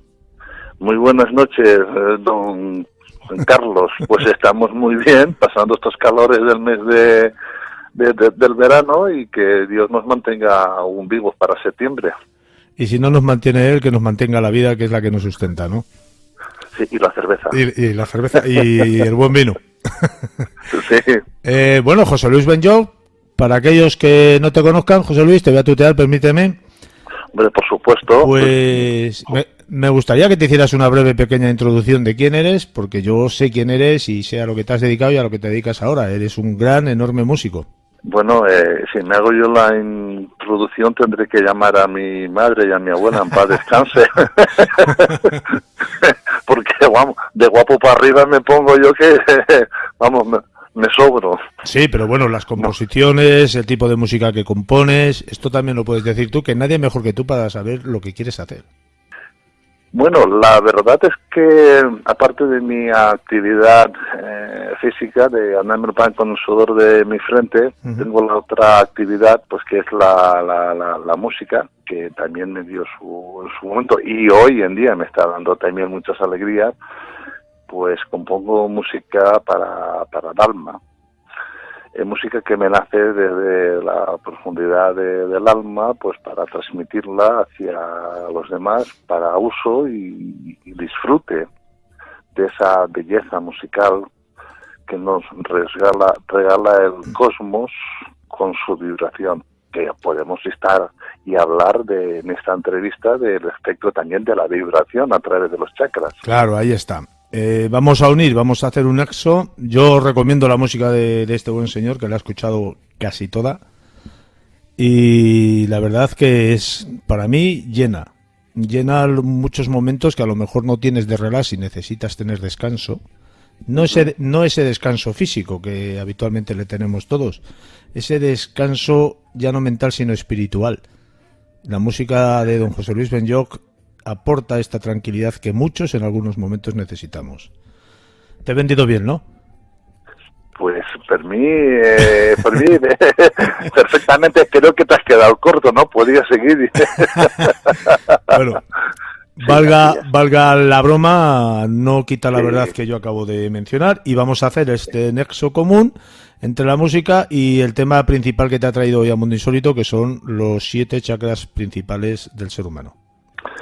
Pues a modo de introducción, Juan Carlos, yo te diría que va muy unido de lo que estamos hablando, la música, con los chakras, ya que la vibración de cada nota musical pues afecta mucho a cada chakra. En ellos también tenemos unos tonos, también que nos hacen sentir, percibir, también se manifiesta la alegría, la tristeza, la euforia,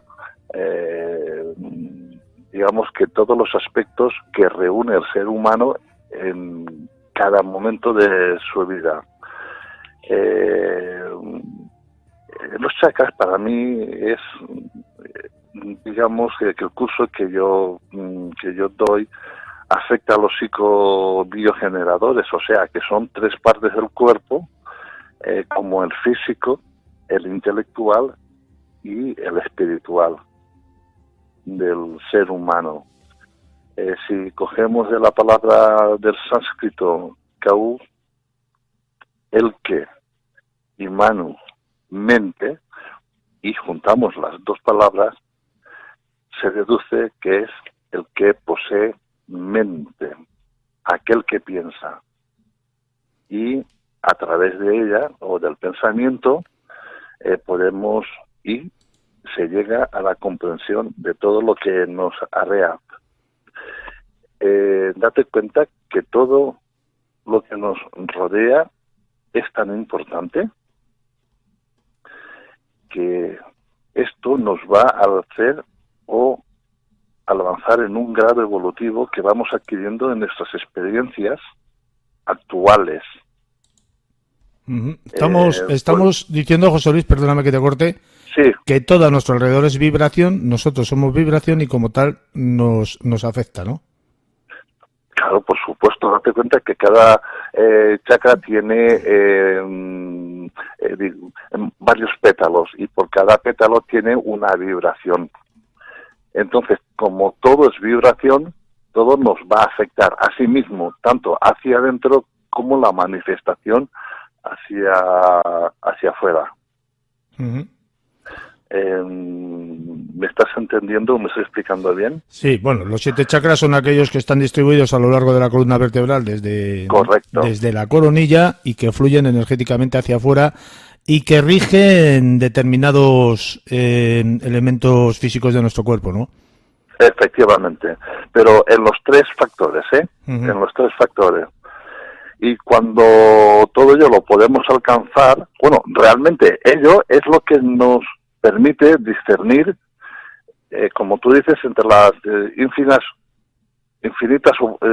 opciones que les permite el haber nacido en un grupo social, el haber crecido en él y en el haber desarrollado.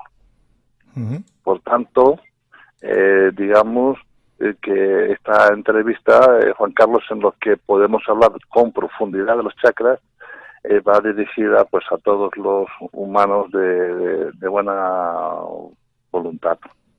Uh-huh. Y a los de no buena voluntad también, por si la quieren coger alguna vez. Sí. Date cuenta que la salud física como la salud mental está relacionada y todo dependerá del estado en que se encuentren ellos. Hombre, está claro que nuestro pensamiento positivo es fundamental para nuestro bienestar físico. Pero lo que mucha gente desconoce es que ellos están en diferentes dimensiones, se encuentran en distintas dimensiones.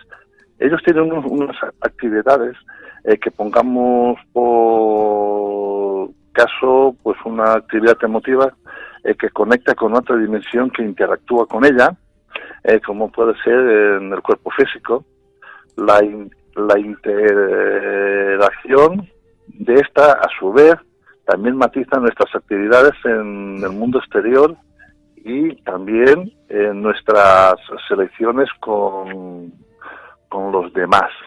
Hazte cuenta la importancia que tienen estos pequeños émbolos Uh-huh. que están distribuidos a lo largo del cuerpo. Mira, me viene a la cabeza un ejemplo que hoy en día pues prácticamente está a la orden del día. Dice, vamos a tomar por ejemplo el proceso emocional del miedo. Uh-huh. Date cuenta que esta experiencia del miedo nos va a afectar en diferentes maneras a nuestro organismo. Lo primero que todo, si te das cuenta y si reflexionamos un poco, vamos a notar un hormigueo en el estómago. Date cuenta, Y eso la gente no lo sabe. De aquí la famosa frase del pueblo, ¿no? Es que tengo nervios en el estómago. No son nervios, son miedo a lo que te puedes enfrentar o a lo que te vas a ver. Mira, a raíz de ahí, el cuerpo reacciona, se acelera la respiración, la voz tiembla y las manos también. Hazte cuenta el problema del miedo en el tercer chakra, que es lo que nos hace hacer. El tercer chakra que está más o menos ubicado en donde el corazón, ¿no? En el plexo solar. En el plexo solar. Es el cuarto. Es el decir, cuarto. En la boca del estómago. Sí, sí. ¿Vale? Date cuenta hasta qué punto el miedo nos puede marcar en nuestra vida real. También puede ser que haya, a lo mejor esto, ahora después iremos desarrollándolo, que sea un poco de residuos de nuestra infancia, porque todos hemos pasado pues por excesos de miedo, yo llamo una palabra que se llama educastración, o sea, educastración, el comportamiento del bien, del mal, que es bueno, que es malo, todo eso pues también nos afecta, ¿sabes? Y nos influye.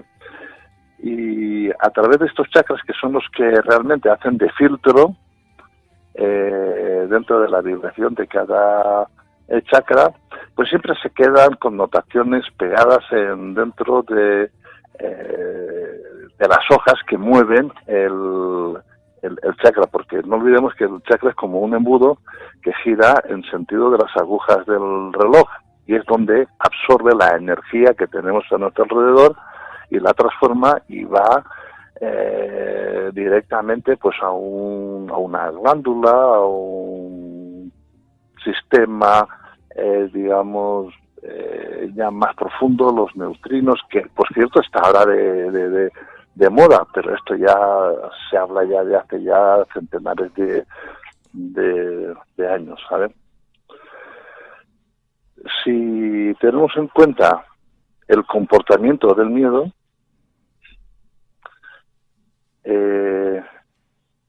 ¿cómo concebir el cuerpo para que todo esto podamos liberarlo? O sea, a partir de que tenemos el miedo en nuestro cuerpo, ¿cómo canalizarlo, no? Liberarlo, canalizarlo para sacártelo, ¿no? Para liberarlo. Sí, entenderlo. Esto te cuenta que el cuerpo está formado por un montón de puntos de acupuntura, Uh-huh. De vías secundarias, los nadis de los indios, que descubrieron lo que es todo el cuerpo sutil. Uh-huh. Todo esto más o menos transportándolo ahora para hacer una pequeña visualización, podríamos decir que es como una especie de una red telefónica. Vamos a tener en cuenta que los chakras son ruedas, ¿no? Vórtices energéticos que giran en un sentido y que tienen que mantener ese sentido vibratorio y giratorio perfecto, porque creo yo que tanto en su defecto de ese giro de esa energía como en su exceso es muy negativo para el cuerpo, ¿no? Efectivamente, el exceso, digamos que podemos poner que por cada digamos tensión que tú puedas tener, o por cada emoción, o por cada digamos mal entendimiento de algo de tu alrededor, es como si dijésemos una montita de carbón que se va pegando. Uh-huh. Se va pegando y entonces pues se va obstaculizando. Entonces esto lo que hace es que no permite que realice su función como la absorción de las energías hacia nuestro cuerpo. Por eso la gente pues habla de los chakras bloqueados. No es correcto la definición. Cuando un chakra se bloquea, la persona concretamente está muerta, porque deja de percibir la energía necesaria para cada glándula que tenemos en el cuerpo, y asimismo pues toda la actividad que él lleva al cuerpo. Eso yo en cada chakra, que si quieres luego encima lo podemos pasar. Sí, luego luego también podemos contar alguna experiencia. Yo tengo una experiencia muy buena sobre una fotografía de una persona que estaba enferma. Ajá, efectivamente, y sobre todo la cámara Kirian, la famosa, que se ve, la famosa cara Kirian, que se ve perfectamente, pues el aura. Los chakras en algunas veces salen y otras es muy difícil que se hagan, pero sí que salen los efectos producidos por los chakras. Uh-huh. ¿Sabes? O sea, los colores y de todo esto. Como tú has dicho antes, son vórtices que absorben en sentido de las flechas, de las manecillas del reloj, y no se alimentan. Cuando estos se ensucian, vamos a hablar así en términos así de comprensión, se ensucian, dejan de pasar energía y entonces la persona relativamente enferma. Y ahí es cuando los médicos se vuelven locos. Se hacen analíticas, se hace de todo y todo resulta que está bien. pero como hasta ahí no hemos llegado aún en la medicina oficial, pues digamos que el problema radica a lo mejor en otra parte del cuerpo que no se ve, pero sí las funciones vitales sí que se ven afectadas, ¿no? Hay que tener en cuenta que la medicina no se puede dejar nunca atrás, no deja de ser lo que es y efectivamente muy importante para nuestra salud, pero también debemos de intentar cuidar esa parte espiritual que no vemos, esa parte energética de nuestro cuerpo, que es que la tenemos, porque nosotros somos impulsos eléctricos, o sea, tenemos energía y emanamos energía, y esa parte importante que la medicina no la tiene tratada hoy en día, sí otras alternativas, como tú has mencionado, la hindú y, por ejemplo, la china, la acupuntura, eso sí que los tienen más o menos regulados, pero la medicina tradicional nuestra no.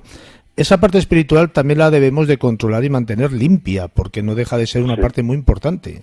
Como tú estás diciendo, además de los 7 chakras principales, no les íbamos a mencionar, también están los secundarios, que hay un montón. Secundarias, terciarias. Claro, por eso digo. Digamos que esto es como el efecto del dominó, cae uno y prácticamente empieza a caer todo el sistema de vida. Esto es como un engranaje, para que nos entendamos, perdóname que te corte. Sí. Esto es como un engranaje, ¿no? Que si no se le da el aceite adecuado y se le va limpiando en cada momento, pues llegará un momento que se va destruyendo y se atore y se para. Efectivamente. También podemos aportar de que, digamos que estos son cadenas. Claro. Los chakras son cadenas, todos son cadenas. En el cuerpo tenemos, en la osteopatía, nosotros nos movemos siempre por cadenas musculares. O sea, cuando falla una cadena prácticamente, o un eslabón de una cadena, está afectando los puntos de acupuntura. La acupuntura también son cadenas, con sus puntos de alarma y de todo. Ten presente también que, aunque tú y yo lo hemos dicho yo antes, en el plano físico los chakras guardan mucha correspondencia con los ganglios nerviosos, donde se registra aquí dentro bastante actividad.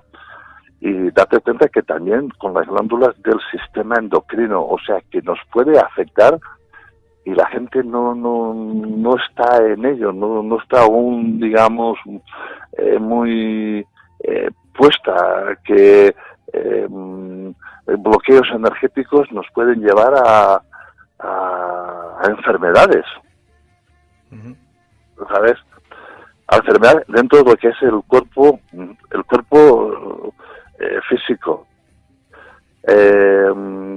No sé, por ejemplo, una plétora en el tercer chakra la podemos ver como una manifestación en un vientre abultado y tenso.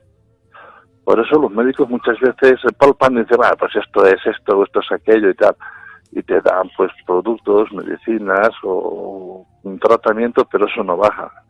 No puede bajar porque digamos que es una forma de defensa ante el miedo que está ahí, el tercer chakra del que antes hemos estado hablando. En todo el cuerpo también se protege. O por ejemplo el clásico constipado, o sea, donde está el quinto chakra, ahí podríamos ver que hay una irritación, pero esa irritación también puede ser motivada por la falta de fuerza para hablar. También está relacionado con el miedo, también las cargas sociales que tú vas llevando a la espalda, ¿cómo te diría yo? La autoestima, también. Todo esto está y muy bien explicado en el desarrollo de los siete chakras, ¿sabes? Como date cuenta, como también con el miedo. Antes, cuando hemos hablado que te paraliza las piernas. ¿Y qué tiene que ver el estómago con las piernas? Con las piernas. Pues que te paraliza. Te paraliza todo el cuerpo y no puedes huir. También los nervios, ¿no? También los nervios se te agarran al estómago. Eso es lo que yo te he dicho antes, sí. Juan Carlos. Digo, pero los nervios no del miedo, sino de cualquier tipo de tensión que pueda surgir en cualquier momento. Es que la tensión es un miedo. Bueno, te voy a poner también es una precaución del cuerpo ante un futuro peligro. Claro, ¿y qué es un peligro? Algo desconocido. ¿Y qué es algo desconocido? Bueno, es que la imaginación juega muchas malas pasadas. Claro. Mira, te voy a poner un ejemplo que lo vamos a entender. Mira, todos hemos visto un combate de boxeo, ¿correcto? Uh-huh. Y hay un momento donde hay uno que está, el que está pegando, tiene una postural diferente al que está recibiendo los puñetazos, Uh-huh. ¿correcto? Bueno, pues vamos a ver el que está, digamos, recibiendo los golpes, ¿cómo está? Juan Carlos, doblado. Sí, está, ¿cómo se dice esto? A la defensiva. A ver, ¿cómo está? Protegido y cómo él está. Sí. Doblado en la parte del estómago. Más agachado, sí, también. Efectivamente. ¿Qué es lo que ocurre ahí? Ahí lo que ocurre es que tenemos el cardias, o sea, la boca del estómago, por donde pasan el esófago, el tubo, la arteria y la vena. Haz de cuenta si es importante. Eso, al moverlo hacia abajo, para protegerte, lo estrangulas. De ahí lo que yo antes te estaba diciendo. Al estrangular el miedo, pasa menos sangre hacia las piernas. Por consiguiente, tenemos menos oxigenación. Paraliza. Y también hay una parte muy importante que si observamos, los que nos estén escuchando, que se observen, tanto ellos o bien los familiares, todo el que tenga una hernia de hiato. Uh-huh. La hernia de hiato se produce, entre otras cosas, porque la gente va un poquito de la forma doblada de medio cuerpo, por el miedo pues del trabajo, el miedo del que esta sociedad está teniendo ahora. Si te das cuenta, todas las relaciones de todas las enfermedades que tenemos actualmente, como están contempladas desde hace miles de años en los chakras. Y la otra parte, Juan Carlos, es que el que está pegando, ¿cómo tiene el pecho? Hacia afuera. Hacia afuera, sí. ¿Por qué? Porque no tiene miedo. O en ese momento tiene menos.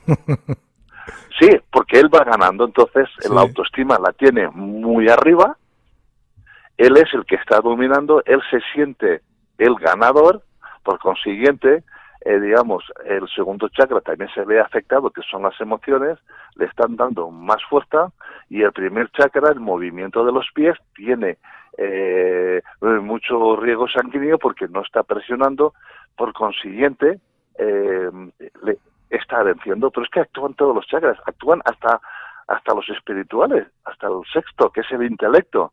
Sabe cómo entrar, sabe cómo pegar, sabe cómo, digamos, hacerle el anakiri. Mientras que el que está recibiendo solamente piensa en una cosa, en protegerse. Hazte cuenta la manifestación y el equilibrio de todos los chakras, lo importante que es para el ser humano. Luego hay que tener en cuenta que todas estas energías negativas que estamos hablando, que se centran en el cuarto chakra, luego pueden acarrear enfermedades como úlceras y demás, ¿no? En el cuarto no, el cuarto es la paloma. El cuarto no es el tercero. El cuarto es el corazón. Ah, vale. El cuarto es el corazón. Mira, hasta incluso... Es que antes yo lo había dicho al revés y me lo habías corregido. No, corregirnos, y simplemente porque se nos olvida, si no estás muy y tal, ¿no? Vamos a ver, mira, los chakras, los hindúes, los chinos, la filosofía oriental nos dice que dentro de los 7 chakras se derivan en 2, que son los chakras inferiores y los chakras superiores. Dentro de los chakras inferiores están los 5 primeros, que son los físicos. Si te das cuenta, la correspondencia que tiene el número 5. En todo lo que está a nuestro alrededor, hasta incluso los 5 continentes. Mira, la parte de abajo, hasta los grandes místicos, San Juan, todos los grandes, Santa Teresa, los españoles y otros, siempre están hablando de que hay la garganta oscura, hablan de que las energías y que no podemos acceder al mundo espiritual si el mundo material no lo tenemos claro, en grandes rasgos, para podernos entenderlo. O sea, no podemos pasar a la espiritualidad si no tenemos los 5 chakras inferiores, digamos, bien desarrollados, bien abiertos. Y si quieres, te voy a ir hablando. Sí, pero podríamos hacer una relación, por ejemplo, lo que hemos mencionado antes, ¿no? Sobre el déficit de energía o ritmo de rotación o giro, sistema de un chakra en el déficit, ¿no? En ese déficit de energía, cómo le causa una enfermedad a un determinado órgano del cuerpo, ¿no? Porque efectivamente rigen la zona donde están ubicados toda esa zona energética de los órganos que tenemos. Sí, por ejemplo, de este que estás hablando también afecta al hígado. Sí, efectivamente. Y ya si quieres, permíteme, te cuento la fotografía esta que hace unos años, por desgracia, ya falleció el hombre. Le hicimos una foto en una investigación en una visita que estábamos haciendo a una ermita muy cerquita de la capital de Palencia, en un pueblo. Y nos hicimos una foto allí de pues esa visita, y cuando se reveló la foto, entonces eran fotos digitales, se empezaba ya con las fotos digitales, del lado suyo derecho salía como un rayo de luz azulado que se iba ampliando, o sea, se iba ensanchando y se iba alejando de él. Ostras. Del lado de donde tenía el hígado. Sí. Al poco tiempo tuvo cáncer de hígado y murió en breve. Fue impresionante lo de la fotografía esta. Sí, date cuenta que en la medicina china también se habla del hígado como la rabia o la ira. Uh-huh. A ver si me entiendo. O sea, cuando nosotros tenemos rabia o ira, desarrollamos enfermedades a través del chakra y también emocionales. O sea, que digamos que son duales. Y todo esto se relaciona y pasa al cuerpo físico. Antes estábamos hablando de los 3 planos: el plano físico, psíquico y el químico. Por eso yo les llamo psicobiogeneradores. O sea, los 3 unen a una salud perfecta o a una enfermedad. O sea, hay que pensar y hay que saber cada chakra dónde está, y también en cada órgano que tenemos, qué es lo que realmente alberga. Una persona que no tiene rabia, que no guarda rencor, pues va a ser muy difícil que desarrolle, como tú bien has dicho, no un cáncer, sino cualquier enfermedad que pueda afectar al órgano, y en su defecto afecta al órgano, enferma y muere. ¿Pero por qué muere? Porque solamente le aplican un tratamiento, que es la química, pero no le aplican los otros 2 tratamientos. Por eso, en la Iglesia vamos a meternos un poquito también, si quiere, para ir coordinando las religiones, como todas las religiones cogen todas estas filosofías orientales para pasarlas a, digamos, entre comillas, entendimiento de sus acólitos. La Iglesia Católica, la nuestra, prácticamente tenemos un triángulo y un ojo al medio. ¿Estamos de acuerdo? Uh-huh. Y ese ojo, ¿qué quiere decir? Que lo ve todo. Pero no es que lo vea todo como Google o como... No, lo ve todo porque lo que es arriba es abajo y lo que es en la derecha es en la izquierda. O sea, las 3 partes de la Iglesia nos dice Padre, Hijo, Espíritu Santo.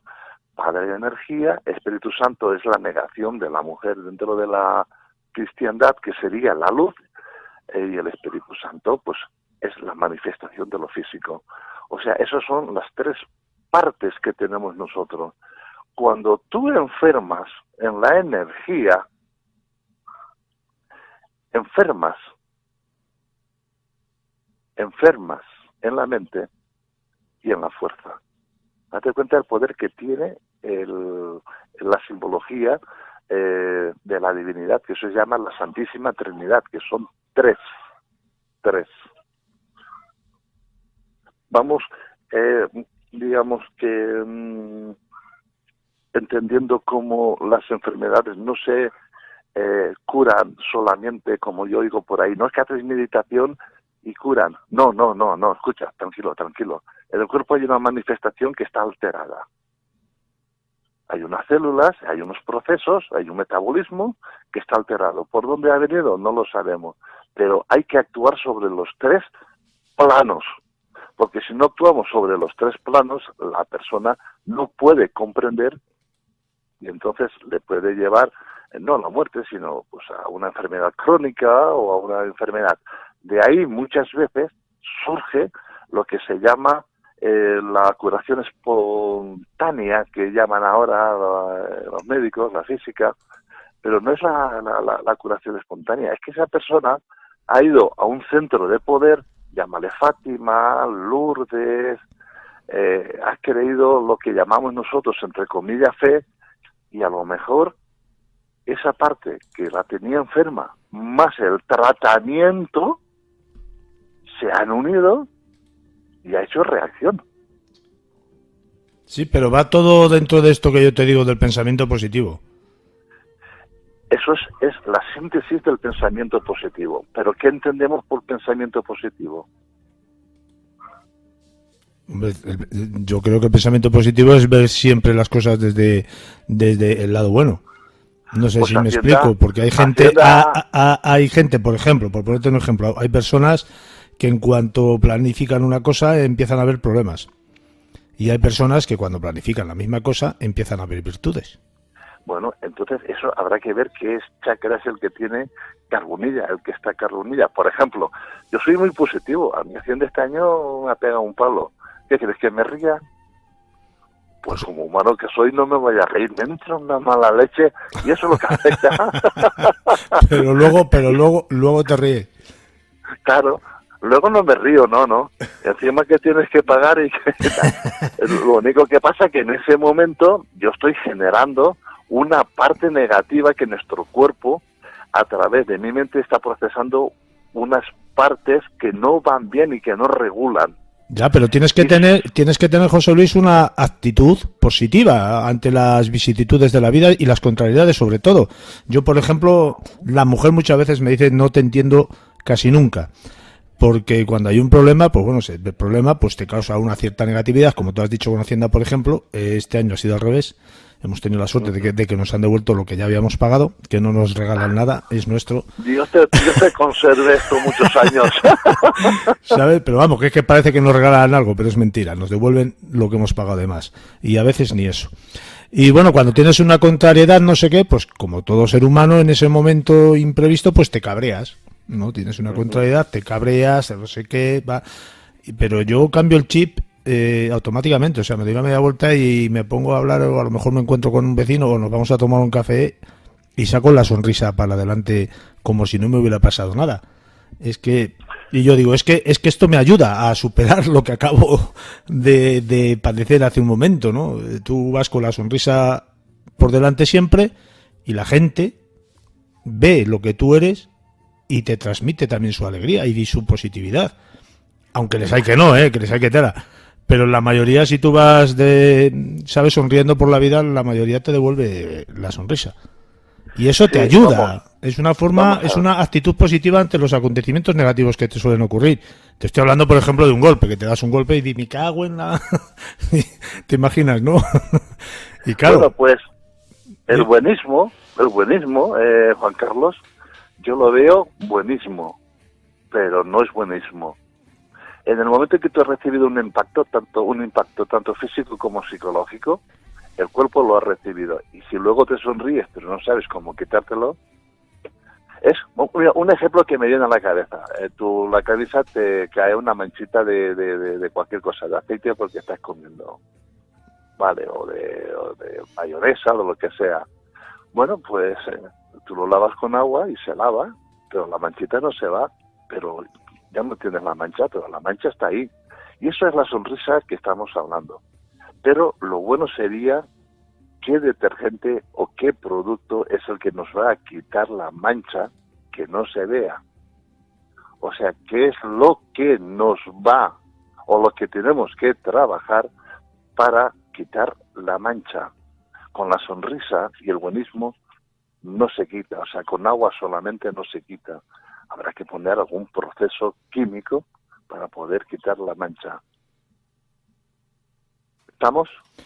Sí, pero es que yo creo que la actitud ayuda bastante. Luego, evidentemente, tienes que saber cómo curarte la herida. Pues si claro, pero tú si te curas la herida con una actitud positiva, evidentemente te sanará antes, creo yo. Yo siempre he pensado así. Evidentemente luego tienes que saber curártela, tienes que tratarla como es debido. Por eso estamos hablando de que la medicina también, por ejemplo, en casos de enfermedades, no se puede dejar apartada. Estos curanderos mal llamados curanderos que te venden la pastilla milagrosa contra el cáncer, todos estos había que denunciarles y meterles en la cárcel. Porque te dejan la verdad atrás para sacarte el dinero. Sí. En este mundo del buenismo también todo el mundo sabemos que cuando uno está muy tocado, pues se coge a un clavo ardiendo. Sí, está claro.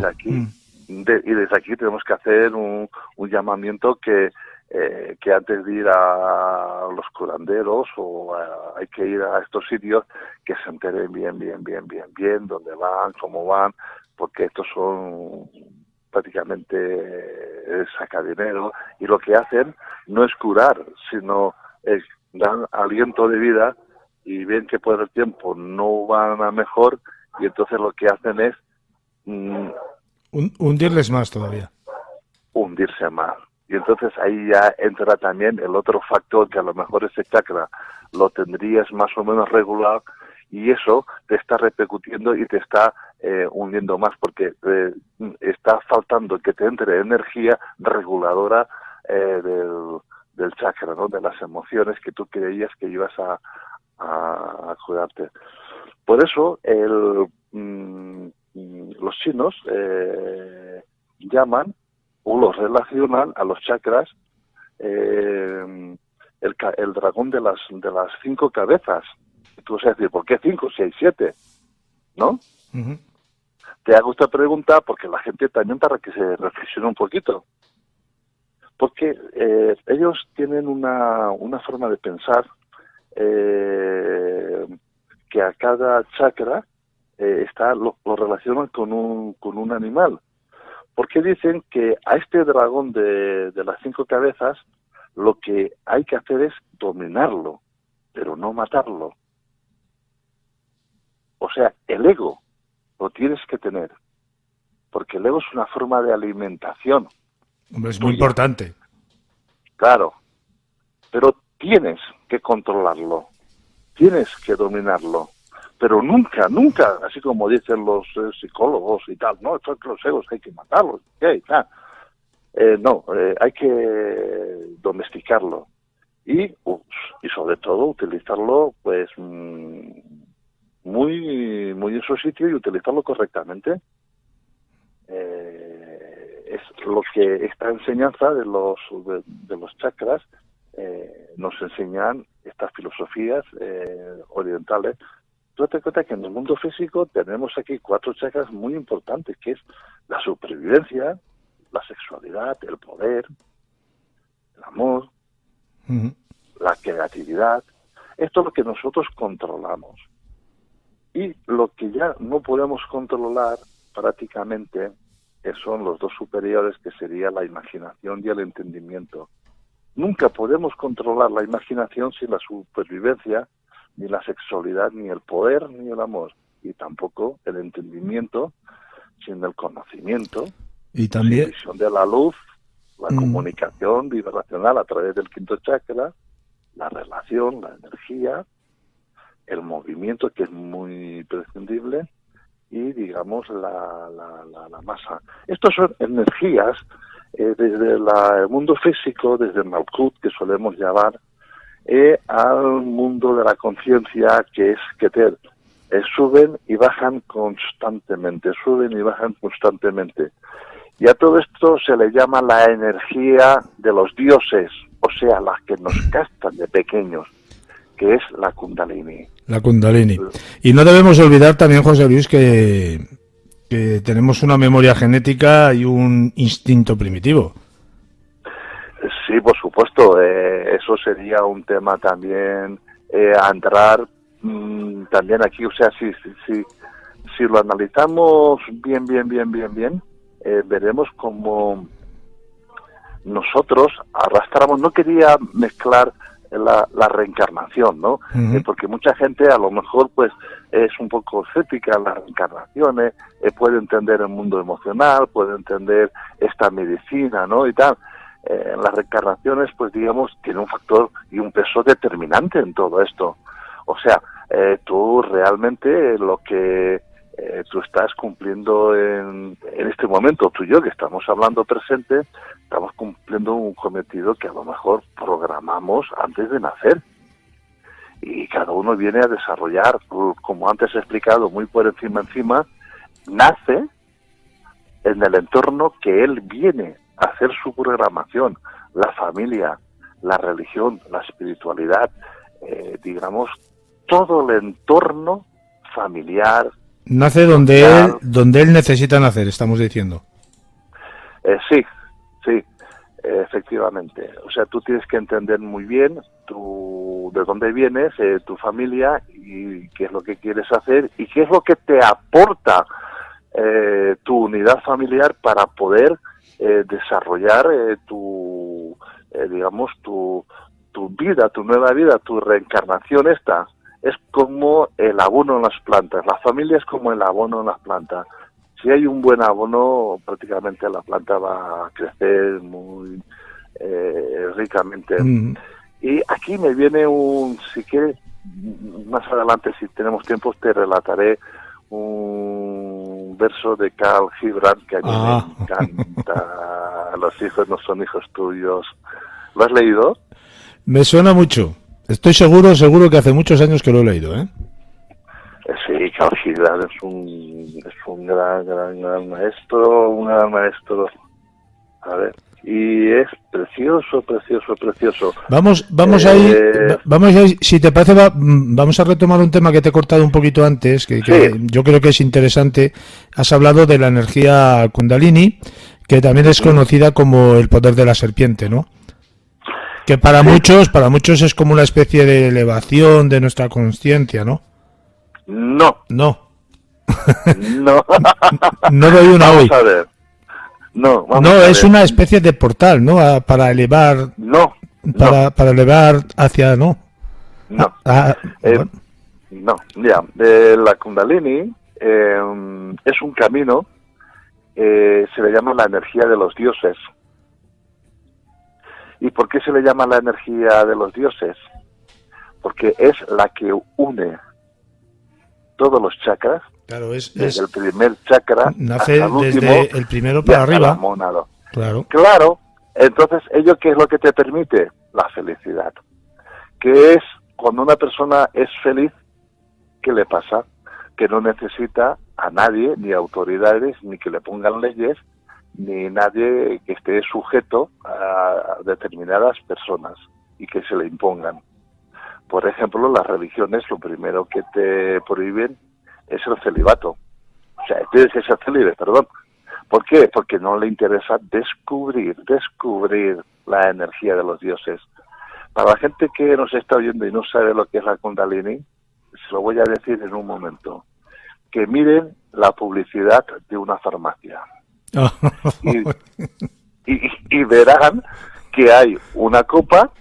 Antes habían 2 serpientes, ahora hay una, no sé por qué, porque todo es destruir, en vez de construir es destruir. Sí. Y las 2 serpientes se entrelazaban desde la base de la copa por el mango y semiabrían la boca, y en la copa se sobreentiende que el veneno puede ser beneficioso o puede ser perjudicial. perjudicados. Yo tenía entendido que cuando subías por el Kundalini hacia la coronilla se producía una especie de experiencia mística única. No sé, hay gente que lo dice que un estado de trance profundo, donde tienes una conexión con el mundo espiritual, que incluso te puedes, no sé, transformar de repente en un vidente, por ejemplo. No, que va, ni mucho menos. No, vamos a Juan Carlos. El pueblo está lleno de se puede llamar alegorías, por decir, bueno, pues mira, si lo alcanzo, pues soy un beneficioso, o sea, me ha tocado la bonoloto, ya puedo vivir de eso, ¿no? Porque se me ha despertado la Kundalini, ya soy vidente, ya soy... No. no. Por Dios, la evidencia no está ahí, ni en la Kundalini, ni en nada.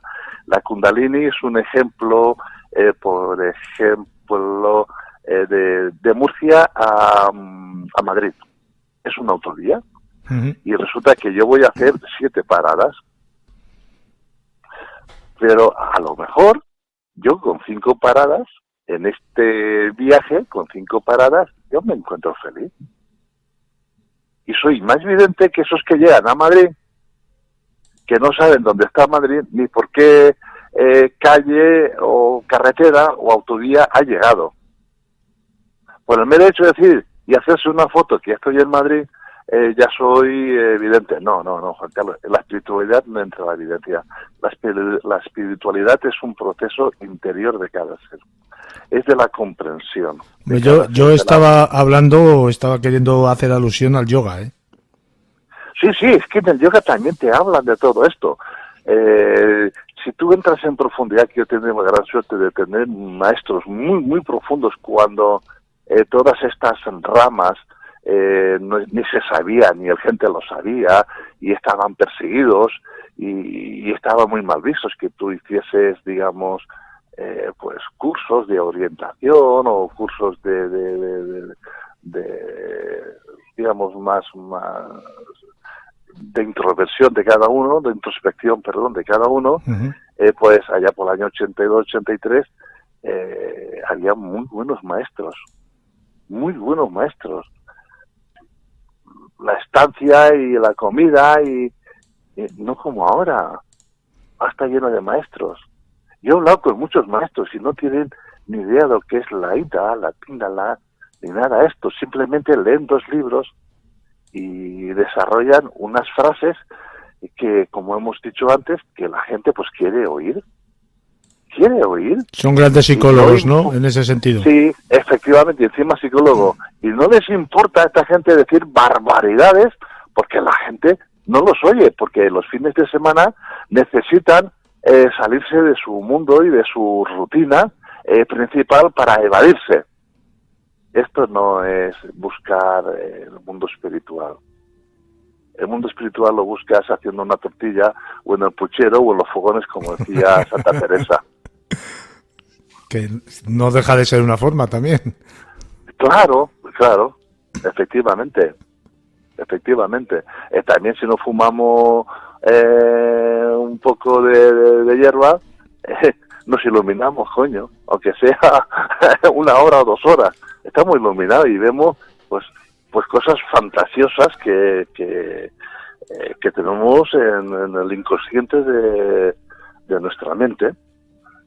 O sea, todo esto de los chakras está en la inhibición o la desinhibición de la comprensión de nosotros mismos.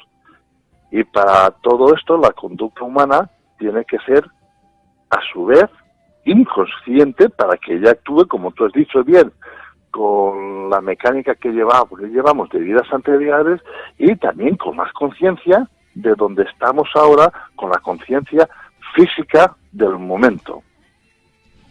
Que es muy importante, además. Efectivamente. Por eso, reuniendo estos 3 factores es donde se produce lo que tanto estamos buscando, que es el factor del equilibrio. Lo que la gente busca es el factor equilibrio. Si te parece, pero dime, no dime. las evidencia. Dime. No, yo te iba a decir que si te parece que hiciéramos un pequeño resumen, dado que el tiempo ya se nos ha terminado hace un rato largo.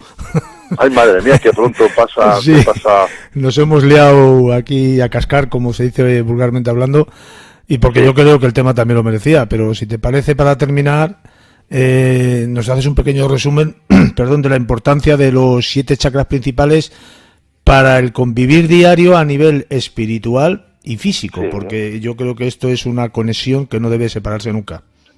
Mira, te lo voy a resumir en 3 minutitos. El primer chakra que es el sexo, el centro del poder. El sexo es el centro del poder. Por eso lo primero que te hacen es castrártelo. A este chakra, el primer chakra, los orientales los llaman, y está relacionado con la serpiente cobra. Antes hemos estado hablando del caducio de las farmacias, ¿vale? O sea, el sexo puede producir un ataque, como el de la serpiente repentino y mortal, pero al mismo tiempo, si es controlado y utilizado de manera que al desenrollarse, la serpiente active todos los chakras, lo que tú estabas haciendo antes referencia. Este chakra, el quinto, el primero es el que nosotros llamamos, pues prácticamente la Kundalini, que ya hemos hablado. Y esto dicen los entendidos que está relacionado, está sentado, Juan Carlos. Ahora mismo sí. Está relacionado con la era de Adán y Eva. ¿A qué te suena? Pues al engaño. Pero ¿qué es lo que había en el árbol que se enrollaba? Ah, sí, hombre, la serpiente, claro. Veas tú, ¿ves? Un dato muy importante a tener en cuenta. Uh-huh. O sea que también estamos mezclando hasta la Biblia, si tú quieres. El segundo chakra, pues, o el segundo generador, corresponde, que es el que está en el ombligo, a 2 centímetros debajo del ombligo, y corresponde a las emociones. Mira con qué animal me podrías decir que está relacionado. ¿El segundo chakra? Sí. No tengo ni idea. No tengo ni idea. Te lo digo, con el tigre. Ah. El tigre es capaz de estar horas absolutamente inmóvil, acechando la presa. Y de un solo zarpazo, o de un solo ataque, lo destruye. Efectivamente, el ser humano, las emociones pueden llegar a destruirles. Y su ataque es muy violento y repentino. Esas agazapadas en el interior que tenemos nos matan. Pero al mismo tiempo el tigre representa la elasticidad. Es muy flexible. La armonía del movimiento. La plasticidad. Claro, controladas dan lugar a todo esto, precisamente la armonía. Y las emociones están relacionadas con el agua, ¿correcto? Uh-huh. ¿A qué era correspondería de nuestra Biblia? Acuario. No, a Noé.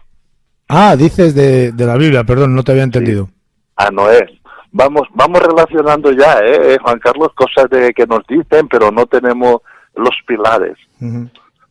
Mira, el tercer generador, ellos lo llaman,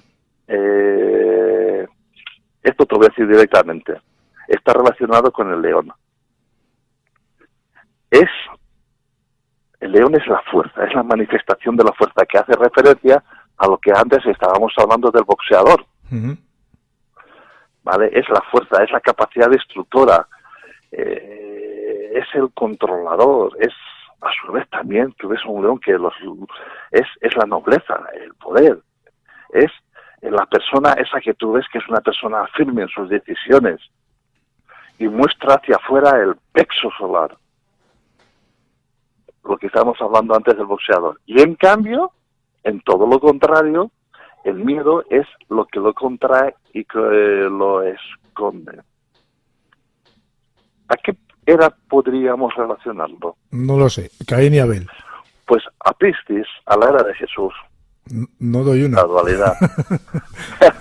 Esto es un sano egoísmo, una autoestima, una autorrealización, porque es la fuerza. El cuarto generador es el que rige, que es el corazón, la inseguridad, los temores. ¿Y por qué animal está representado? No lo vas a acertar. No, seguro. Ya no me aventuro porque estoy quedando como una patata. Pues la paloma. Pues la bueno, paloma, el la símbolo, paloma, la el paloma. símbolo de la paz, por antonomasia. Claro, pero date cuenta que lo que yo te estoy diciendo está escrito hace 4.000 años. Esto no está escrito ahora mismo de mi puño y letra, ni he tenido una clarividencia anoche, que los dioses, que sí, tal. No. Esto es extracto de 4.000 años. ¿Entiendes? ¿Y qué le pasa a la paloma? Pues que la paloma es un animal aparentemente frágil y muy asustadizo, pero también debidamente controlado es muy audaz, pero es una audaz consciente. La paloma es un ave que dentro de su fragilidad es muy dura y de una enorme resistencia. Y esto sí que lo vas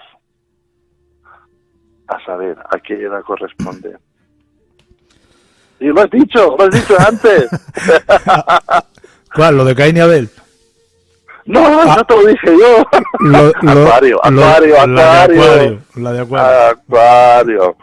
En Acuario pues tendríamos que tener bastante confianza y tendríamos que tener bastante despreocupación, porque digamos que estamos alcanzando ya un nivel del primer chakra, del segundo y del tercero, que es la fuerza, y la fuerza nos da seguridad, nos da templanza y nos tiene que dar despreocupación. Justamente todo lo que está pasando ahora con todos los líderes que quieren cambiar el sistema mundial, y lo que nos están haciendo es volviendo hacia atrás. Y mira, curiosamente, nosotros no lo van a ver, nosotros no lo vamos a ver, pero los que queden sí, que sería el quinto chakra, antes de ascender a la cuarta dimensión. El quinto chakra. ¿Dónde lo podríamos, o en qué animal podríamos, asimilarlo?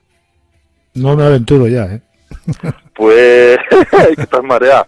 Pues mira, pues muy fácil. Ellos lo representan con la abeja. ¿La abeja? Representado por una abeja. Sí. Y tú dices, ¿por qué? Pues muy fácil. En su aspecto negativo es el atesoramiento, el deseo de poseer cosas, lo que tú estabas hablando antes. Y en su aspecto positivo es la predicción, la laboriosidad, la dulzor de la miel. Por una parte, la abeja, si tú sabes controlarla, la abeja es el verbo. De ahí vamos a echar muchos miles atrás. Y dice que Dios, cuando creó al hombre, le insufló. ¿Y por dónde le entró el aire? El primer chakra es la garganta, y le dio vida. Y tú, ahora mismo, tú y yo, ¿qué estamos haciendo? Entendiéndonos. No porque hablamos el castellano, sino porque producimos una vibración a través de nuestras cuerdas vocales. ¿Y dónde están esas cuerdas vocales? Sí, en el quinto chakra. Chico.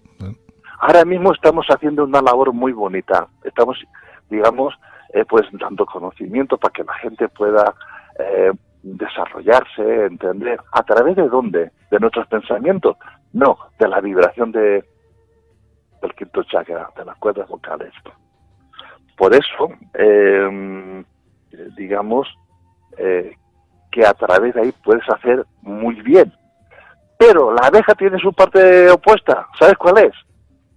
Si te pica, te cierra el glotis y te mata. Las ambiciones. El egoísmo, la codicia. O sea que por el verbo puedes beneficiar a una persona o la puedes matar, porque la vibración de la que estábamos hablando antes le llega a esa persona. ¿Qué te ha parecido? Que nos quedan dos. Y luego ya los dos que nos quedan, digamos que sería el intelecto y la espiritualidad. Pero si la Kundalini, la energía, la subimos a la pituitaria y a la pineal, resulta que ahí vamos a poner otra práctica que tú la conoces muy bien, que es la Tao. Y tú dices, ¿cómo que la Tao? Sí, la Tao egipcia. Porque la Kundalini representa el equilibrio y la firmeza vertical,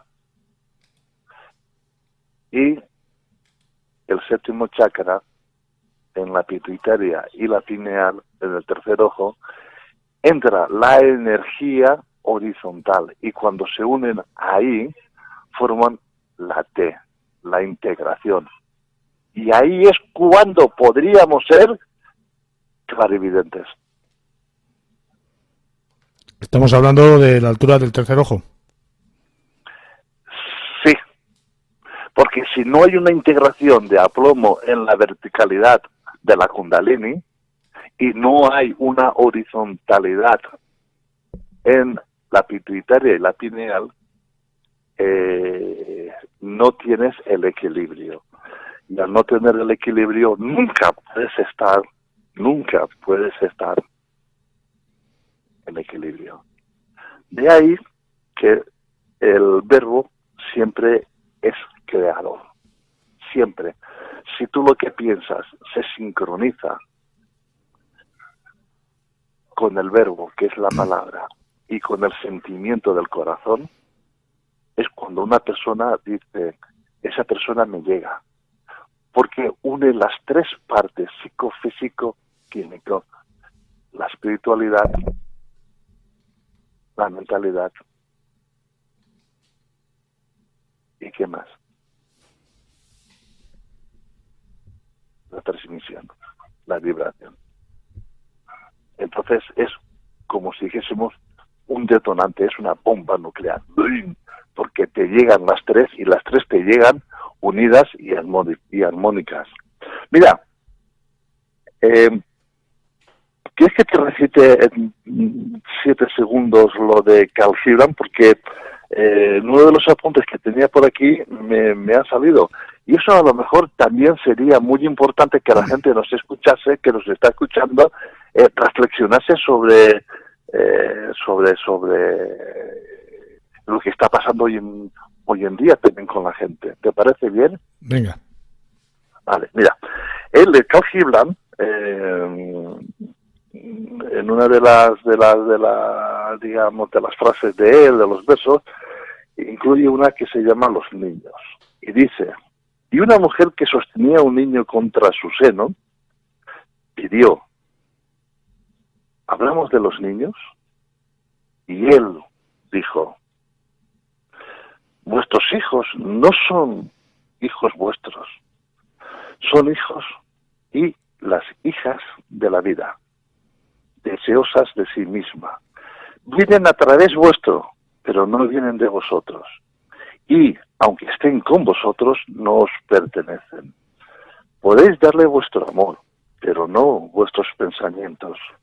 Podéis albergar sus cuerpos, pero no sus almas, porque sus almas habitan en la casa del mañana, que vosotros no podéis visitar, ni siquiera en sueños.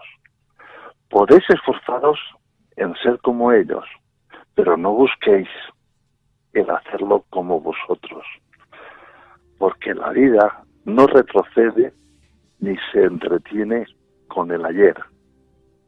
Vosotros sois el arco desde el que vuestros hijos, como flechas vivientes, son impulsados hacia adelante.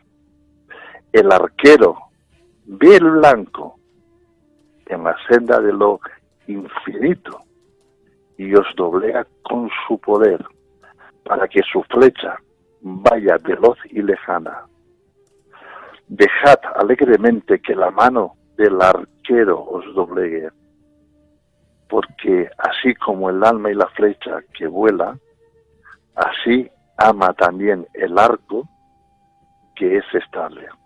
El profeta, autor Carl Gibran. Yo te invitaría a leer Creo que se titula Las 7 máscaras. Sí, también. Perfecto. Para que veas que le he leído, y de hecho le tengo. Sí, sí. Creo que, si no recuerdo mal, se llama El libro del loco o algo así, ¿no? Sí, el loco. Sí. El loco se llama Sí. así. Sí. Muy interesante. Yo le habré leído como 17 veces a lo mejor, ¿eh? Pues A lo mejor ahora- son relatos muy cortitos, pero de una intensidad profunda tremenda. Sí, y también tiene un libro que a mí me encanta y me emociona. Dice, ¿quién puede hacer que amanezca? Este hombre pues fue un crack. iluminado. Fue un crack. Efectivamente. Luego hay otro que me estoy acordando ahora que se llama El espantapájaros. Pájaros también. Tremendo También, relato. muy bueno. Fíjate, si estoy haciendo memoria, según lo estabas tú diciendo, digo, este libro es un crack. Bueno, hemos no ido más allá del tiempo, hemos sobrepasado el tiempo que teníamos 3 veces. Pues muy bien. Mira por dónde. Bueno, yo creo que ha sido cuando menos ilustrativo todo lo que nos has traído, y a muchos nos habrá sacado de algunos errores, como yo estaba sometido a ellos, quizás por no buscar más en el conocimiento diverso y sí centrarse dentro de una misma, no voy a decir doctrina, pero sí línea de lectura. Muchísimas gracias, como siempre, por todo. José Luis, ha sido un enorme placer tenerte una vez más aquí. Creo que es la tercera vez que vienes, o la segunda, no recuerdo bien. Y espero y deseo que vuelvas, y de un tema que nos tienes prometido. No tiene absolutamente nada que ver con lo que hemos hablado hoy, porque estoy hablando de ufología. Efectivamente, podríamos estar hablando de ufología y de la buena, Y de la buena. de la presencial, de la presencial. De experiencias sobre propias. todo, sí, sobre todo, pues, si quieres, ahora en verano, septiembre, octubre, cuando tengas un hueco que lo veas pertinente, hablaremos sobre Atacama, el desierto de Atacama. Pues tú lo has dicho. Yo he estado 2 años allí, y bueno, pues ahí ocurren cosas que también podemos hablar de experiencias y cómo buscar a los ovnis, bueno, más buscarlos que llamarlos o interactuar con ellos y tal. Pues muchas gracias a ti, Juan Carlos, por haber contactado conmigo y que me des la oportunidad de poder ayudar, poder a gente dejar mi miguita de pan. Y una frase muy bonita para terminar dice: haz el bien y no mires a quién, porque todo lo que va viene. Un abrazo, José Luis. Un abrazo, Juan Carlos.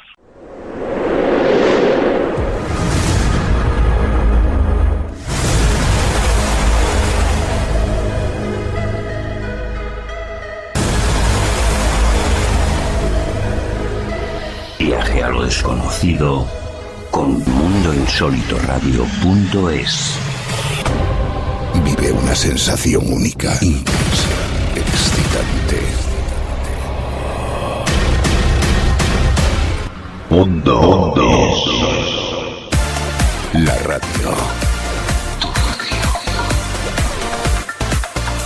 Mucho más que radio. Mundo.